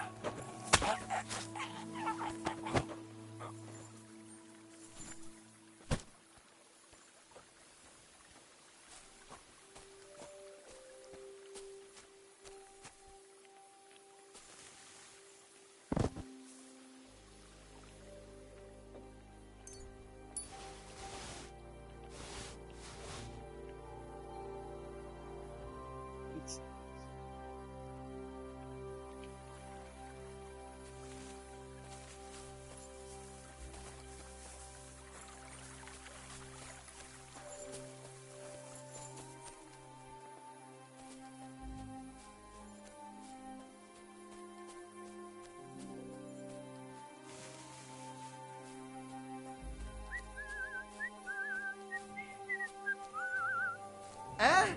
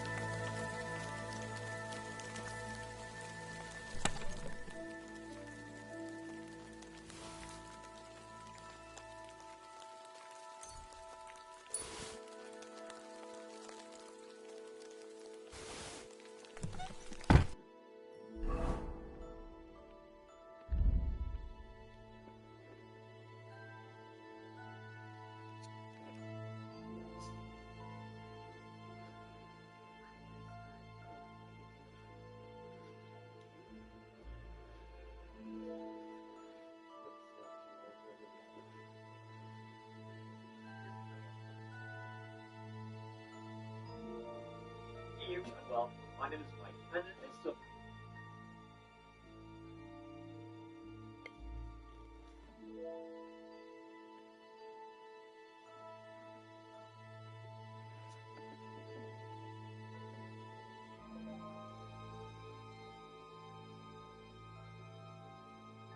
The video when a young couple decided to just get away, to leave their small town life, small town way. Little did they know that just moments into their brand new life, it would end in the most horrifying of ways. They encountered a monster who, even judged by all research, and for those of you who've been here for a while, I've covered a lot of monsters, and this one even kept me up at night just thinking about him, because he's very. A little bit scary. So many urban legends that right with this night gave me a lot of genuinely gave me a lot of sleepless nights, which I'm going to pass on to you. You're welcome. Please subscribe with this kind of thing, mysteries, crime, spooky. It's my kind of thing. It's also your kind of thing. Now, That's weird, because let's give it a give. unless I got from somewhere else, I shouldn't have ghostly virtue.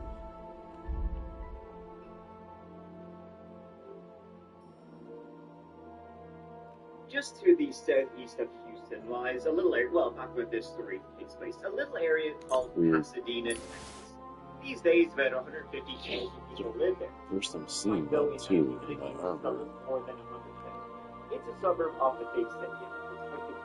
It's quiet, it's calm, and it's within sight of all those refineries that got the area between Houston and Galveston. The funnest fact you can learn about Pasadena, Texas, and when I say funnest, I mean most horrible, of course, is that it was home to one of the most infamous serial killers in history, Dean Worrell, who, along with his two teenage accomplices, murdered a Have I not had shoes on? teenage boys between 1970 and 1973. This was going on between Houston and Pasadena. He lived in Pasadena, so like a bit of a history of this city. Sorry, Pasadena, if you are watching this. Oh, you can't. Of course, Okay. this is all before we get into the main story of this video. But also, Pasadena is home to one of the most infamous murders in history. When, in 1974, Ronald O'Brien, while taking his son and his son's friends trick-or-treating at Halloween, gave his own son poisoned candy. Cyanide-laced pixie sticks. Yeah, that's where the urban legend of poisoned candy comes from. Right here in Pasadena, Texas. His own son passed away quickly, and of course, as you can imagine, this raised huge fears in the community of Pasadena, like the burgers goes, right? Somebody's handing out poison-laced candy to their children. All the parents in the city freaking out. However, the police soon became suspicious of old Ronnie boy over here and his story of how his son got the death sticks. When during the investigation they discovered nobody in the community. And how to create his bones. I don't have all this shit on me. When Ronald took the police to the house where he supposedly got the candy, and the kids got the candy. A couple pounds. Who lived there, the person who had allegedly given them the pixie sticks, he had an alibi. He was an air traffic controller, and 200 people could confirm he was in work Halloween night.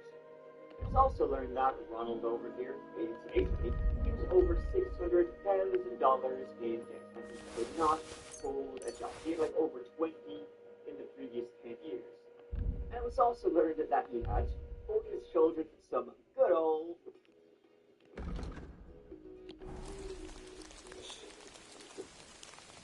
and the fathers took the children trick-or-treating. They said O'Brien went to one house where no one appeared to be home, and after the children had scampered ahead to his house, O'Brien came off the front porch carrying the pixie stick.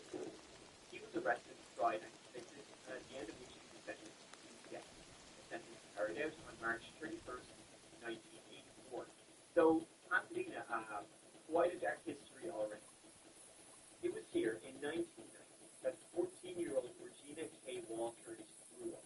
Regina was the daughter of Jerry Walters and Caroline Simpson. She was the youngest of three children. She had an older sister, Diana, and an older brother, Brian. Now, tragically, though, her older sister, Diana, was passed away at only age 12. Can you believe that? Passed away of her own life. She actually recorded a message on tape recorder to be left here to be found. And it ended with a message to her parents saying, I hate you forever. Everyone Regina freaked out, getting away from industrial atmosphere that was fake existence, getting away from the people she saw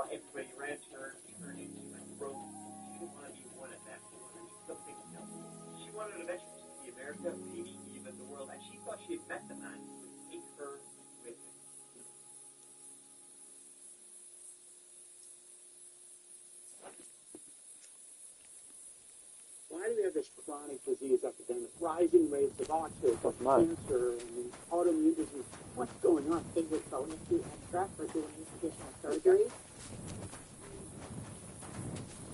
Yeah. Do they educate you on? You gotta get that thing dried. What's it at? It takes like 2 days to kill. Ew. We have the most medicated generation. It's still in the 90s, bro. God. Aware and helping armed forces. This system is bankrupting the country. She wanted an adventure to see America, maybe Yeah. the world, and she thought she had met the man who would take her It's right here. with You gotta walk right through these. his name was Ricky Jones, and he was 3 years older than his but by all accounts, they were very much in love with each other. They was seen of, both of them, it was at first, all Oh, you gotta they be there. spent Get there. all day talking on all night, talking about getting ready to Argentina, going out, Mexico or out west in college, starting fresh. That was always what they wanted to be. They didn't know, but they wanted to find it, and they knew they didn't find it here. But if you do this all they found was green, this dynamic happened. A little older than Regina, but very soft-spoken and quiet, kind-hearted fellow who kept to himself. He was ready to go. He had finished school and so promised to always take care of Regina. Now, though, the idea of going, well, it might not end well for old Ricky here, because he was actually on probation when they were making these plans to just up sticks and get out of town. He was actually on probation for theft, which means he can't exactly leave. And so, their bags, and they ready to sprint away with him. Regina, she lived with her mother as her parents split up, but both still lived in Pasadena. And so a lot of time Regina would use the bike to find they split up, shortly after their oldest daughter died. I mean, as you can imagine, that's quite an easy hold after a 12-year-old, goes out that way, and the final words are, I keep you forever. This was something your parents took on me. Regina herself, they could never get over. And so that was also one of the big reasons why Regina just wanted to get over. Something I could blame. Regina Watkins was last seen on February 3rd, 1990 in her mother's apartment. The next morning, her mother, went into Regina's room, and Regina, who was not there. Empty room. His clothing is missing, that basically she sees all the signs of having ran away. Ricky and Regina had left together. They had ran for the highway. See, one problem that they both had, Ricky and Regina had, was, well, Ricky didn't have a car, neither did Regina, they didn't drive. So with only their backpacks on their bags, it was puppet and summit until they got to where, they needed to go, where they wanted to go, but they hadn't decided their own head. They just anywhere but here. It wouldn't be easy, but it would be exciting. But in the meantime, of course, Carolyn had woke, her mother Carolyn had woke to find Regina gone. Looking around the house, she can't find her. She goes to Brian's room, asks him, she goes and calls Jerry, who lived in town. Her husband, Jerry Walker's home. No, she's not there. Then Caroline quickly goes to Pasadena Police Department to report her 14-year-old daughter missing to the police. That was on February 4th, 1990. She had last been seen today. An officer was assigned to this missing teen case, and usual scale, usual story. You got the flyers, missing persons posters, police going around town, and their cruisers looking to see if they can find her, if they can see anything, or if anybody else sees. Soon though, ring came in, right? Regina had been spotted near the highway in the company of another older teen fella, and so, Regina's family and friends, they knew full well about Ricky, and so they put two and two together. It was pretty obvious what was happening. Their assumption was a reality. They had ran away together. People were not happy, of course, even though Ricky was always described as a nice guy, quiet, just kind of kept to himself. I mean, Regina was too, but he was 18. She was 14. So at the same time, he was an adult who had ran away with a minor. People were thinking, this guy has stolen a child. Ricky and Regina ran. They found it. And eventually, going off the highway, they got lucky, and a truck came up and saw them on the horn, slowed down, and let them to leg it, and looked for them, grouping them. The driver was this middle-aged guy. He looked fairly harmless. He had glasses on, his hair was slightly receding, he was lanky, but he was wearing like a shirt, trousers, very, clean. The cabin was meticulously clean, smelled good, his clothes had been freshly ironed and pressed. Basically, he looked like one of your dad's co-workers. He opened the door, introduced himself as Dusty, let them in, and off they went along the highway. They knew people were listening. They knew they would get in serious trouble if they got caught, but they didn't. They just wanted to get away and start running away from it. Everything they were related to. Richie himself, like he'd grown up in Austin, he'd removed from his own business at a very young age. He had family that all the way over to the town. So he didn't really have the ties that Regina had, and the ties that Regina had, they were bringing her down, and she didn't want them. So that was what they did. But what they didn't know was that the truck they just got into had a secret apartment in the back, just behind the car. That was a torture chamber, and the driver just already had a long list of victims. It was over a month after Regina and Ricky were last seen on March 17th, 1990, that Regina's father, Jerry, he got a ring ring.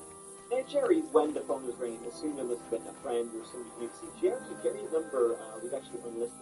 Even some of his best friends didn't know his phone number, so he was obviously then quite shocked when he picked up the phone and there was a voice on the other end of the line that he did not recognize. The man asked immediately, first thing, am I speaking with Regina, his daughter? Jerry drops everything, right? He's been looking for his daughter for over a month now with zero leads, zero chase since, they've been seen near the highway. So he drops everything and said, yes, this is, what do you know? Tell me, what do you know about my missing girl? The man said he knew where Regina was. So Jerry, for joy at this point, but his next sentence poured ice water on Jerry's stomach. He said, I put her there. She's got short hair now. I left her in a barn lot. Jerry asked, is she still alive? And then the line went dead.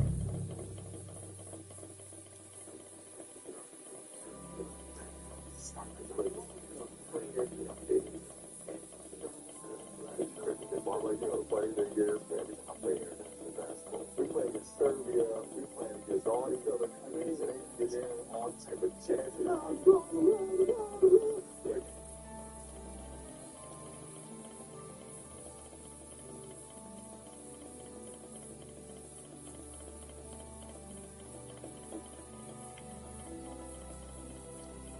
When crazy, I don't matter if they're up 20, no matter if they're down 20.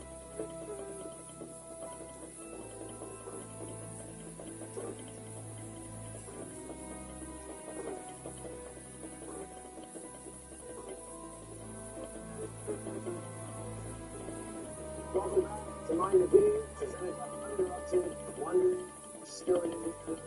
Having a great time here discussing the game. This episode, we dug into the mid-range. So common for people to think that mid-range is left to game of basketball, but it's actually not true. Part of the truth. We talked about positive and negative mid-range and why the mid-range is never. Now let's get to the episode.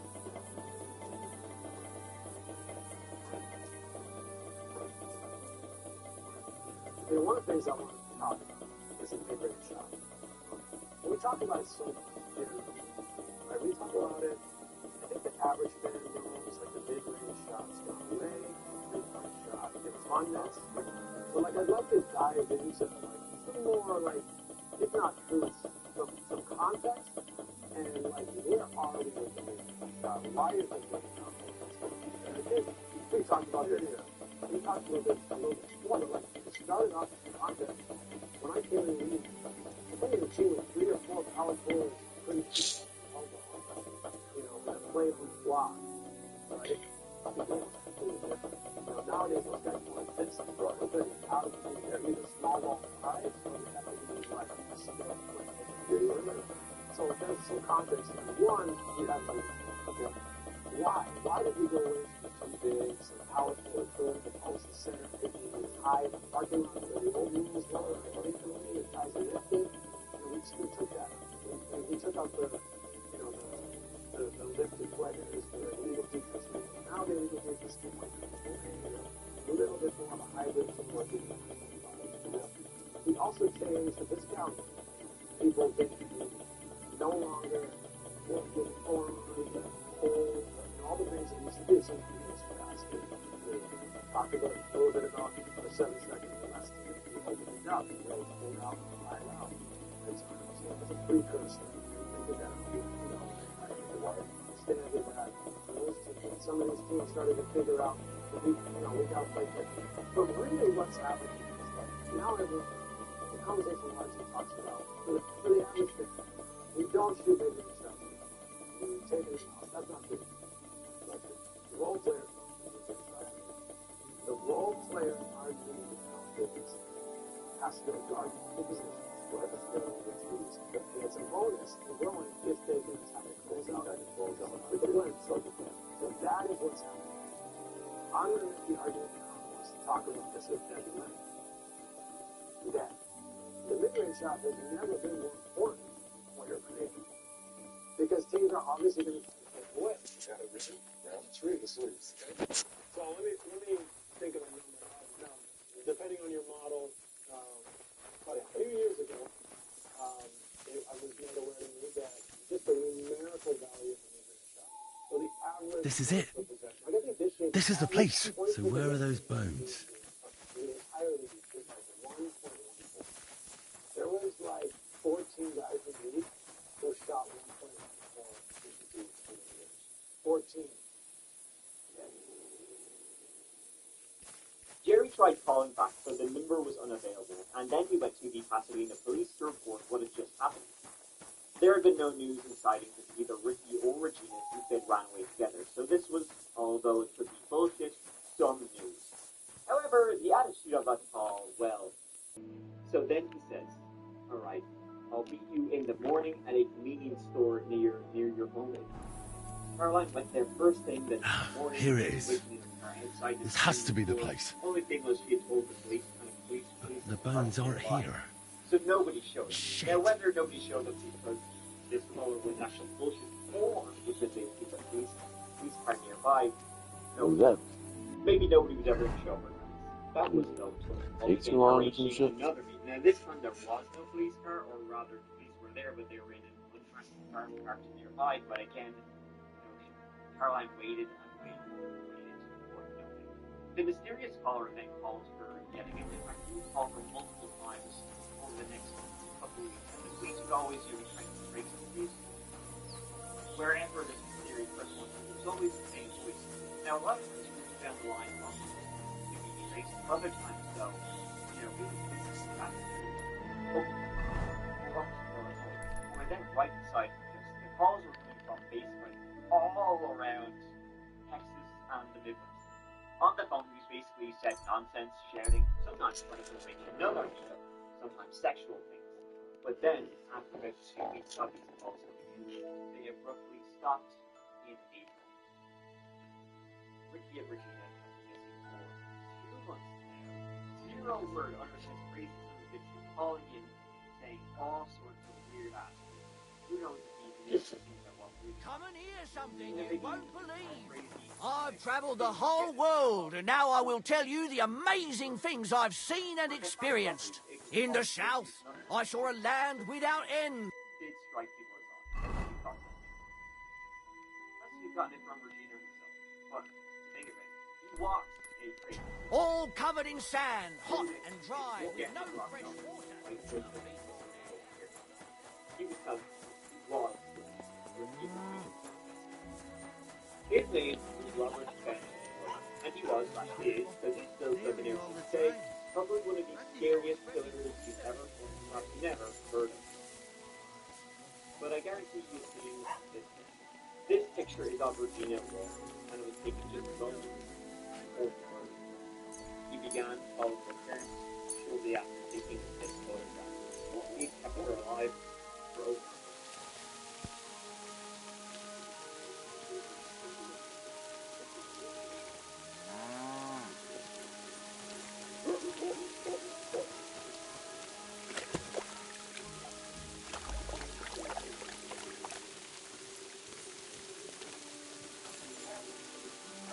Look what I have for you. Like you can try, Dick. Look at 2.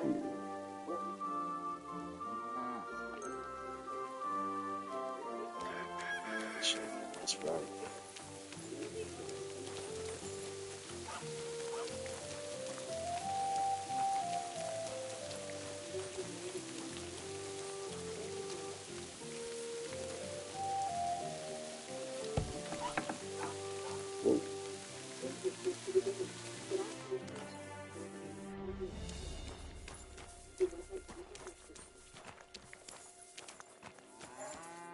Robert Rose was a truck driver, very unimaginative considering his name, but also very imaginative about what the things he did to his victims. This will get trying.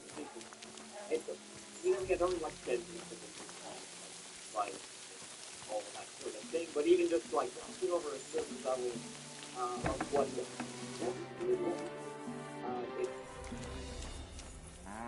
So let's go. Who just came barging in here? Hell, you're not allowed here. Robert, See. he had Rose himself. But he's like, let me ask you this. Off you go, quick! You're welcome. You see? It didn't even hurt. You're still making a buckaroo. Nice. Yeah, I'll tell you later. It's a whole thing, and to be honest, I'd pretty drunk my log in.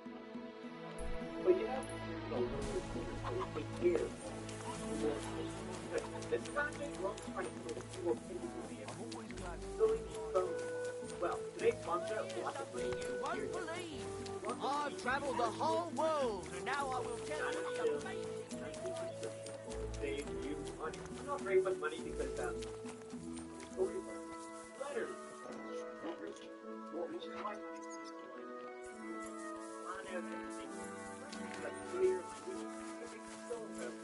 For example, let's try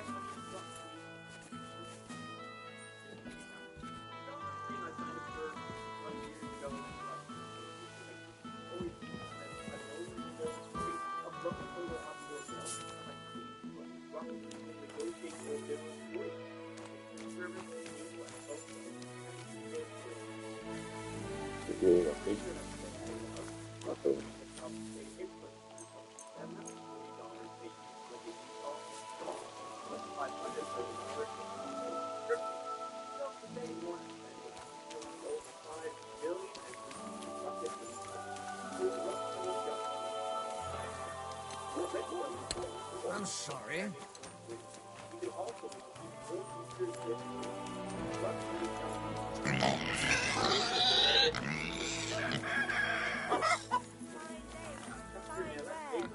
Come and take your pick.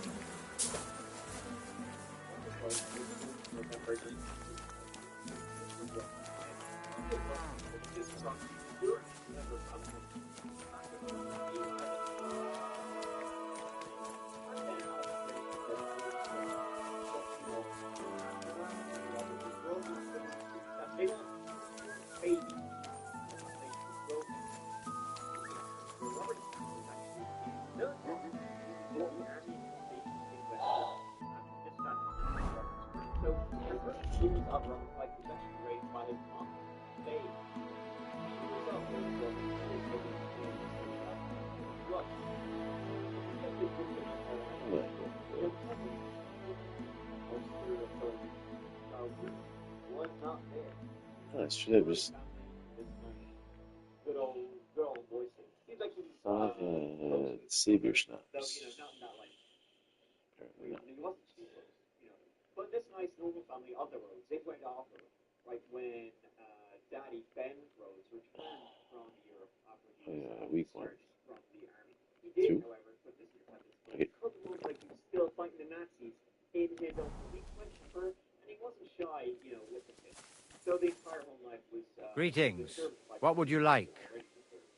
I'm here about the bones. Excellent, my son. So you found them. Where are they? Sorry, brother, but I don't have the bones. By the time I found the place where they'd been, someone had taken them away. I only found an... What's to be done? I appreciate that you tried to help me, but now I shall have to inform. It will probably be best if I go and see him. Isn't there something more? I think not.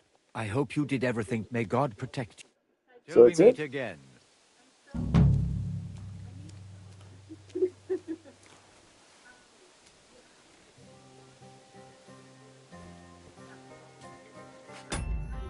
So this would be one I guess maybe I'll do differently the next time.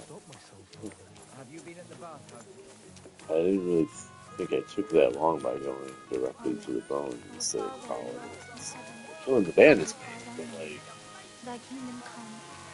I didn't take that. That's crazy. Or maybe if...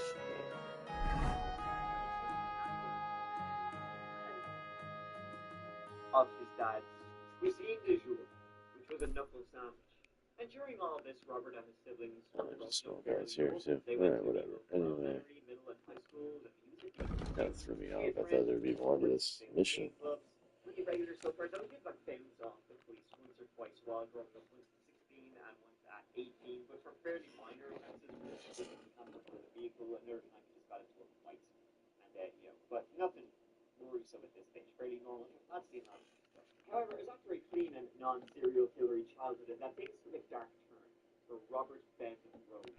Right when he was just about to graduate from high school, he was about 18 years of age at this point. It was the actions of his father, Ben Rhodes, that would turn this pretty, average Oh, gentleman. yeah. Okay. Let's do it. Take a nose. It's early. Let's go. See, when Robert was 18, his father was arrested. Where am I? Over here? 12-year-old girl. Then, after posting bail, he was arrested a few months later for doing it again. Isn't this the... Made bail once again, but before his trial,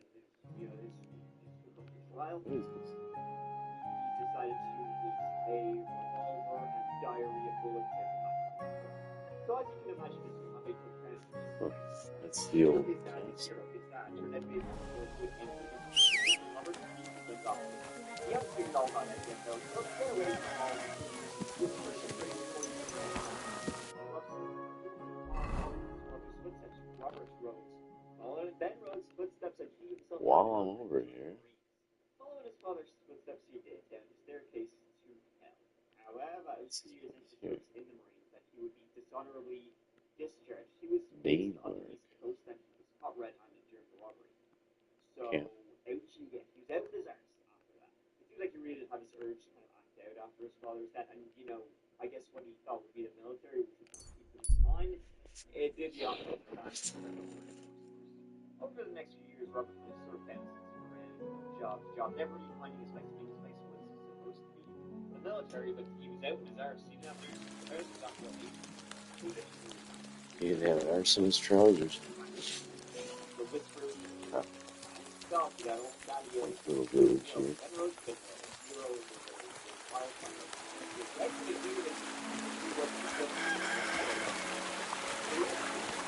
You silly doggy.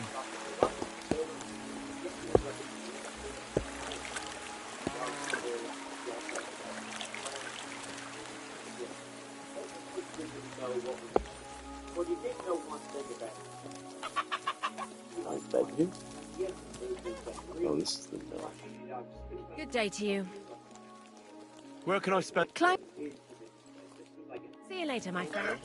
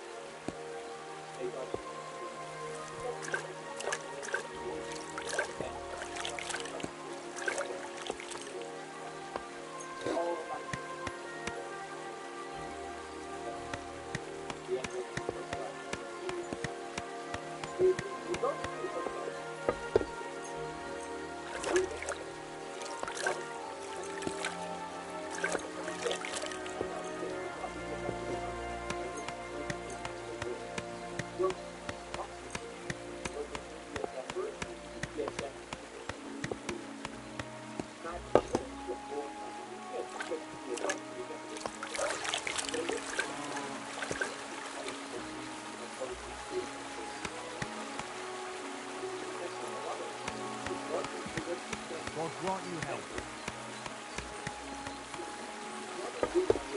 It happens. Just watch where you're going next time.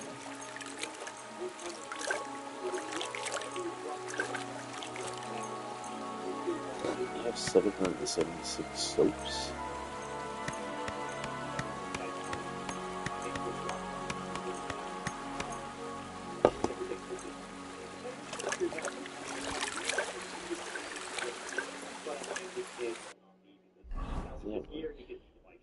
His nickname was even Whips and Chains. I didn't always call you Dad. I called you Hero.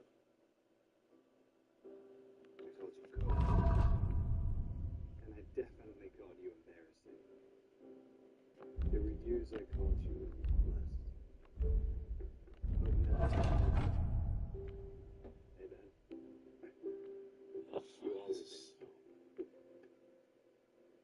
I thought it was like usable. His second marriage would end in divorce, yet again, and then he would meet his third and final wife. This was in the early 80s, and her name was Deborah James. They met at a bar, and the night they met, Robert was actually dressed as an airline pilot. Apparently he thought that was the best way to meet women, which is like dress up as a job you don't have. I mean, it's not the truck driver, it's kind of like an airline pilot on the roads. But he introduced himself, giving his fake name. He said his name was Dusty, and he was So that's 728. I got it. Okay. Much threats.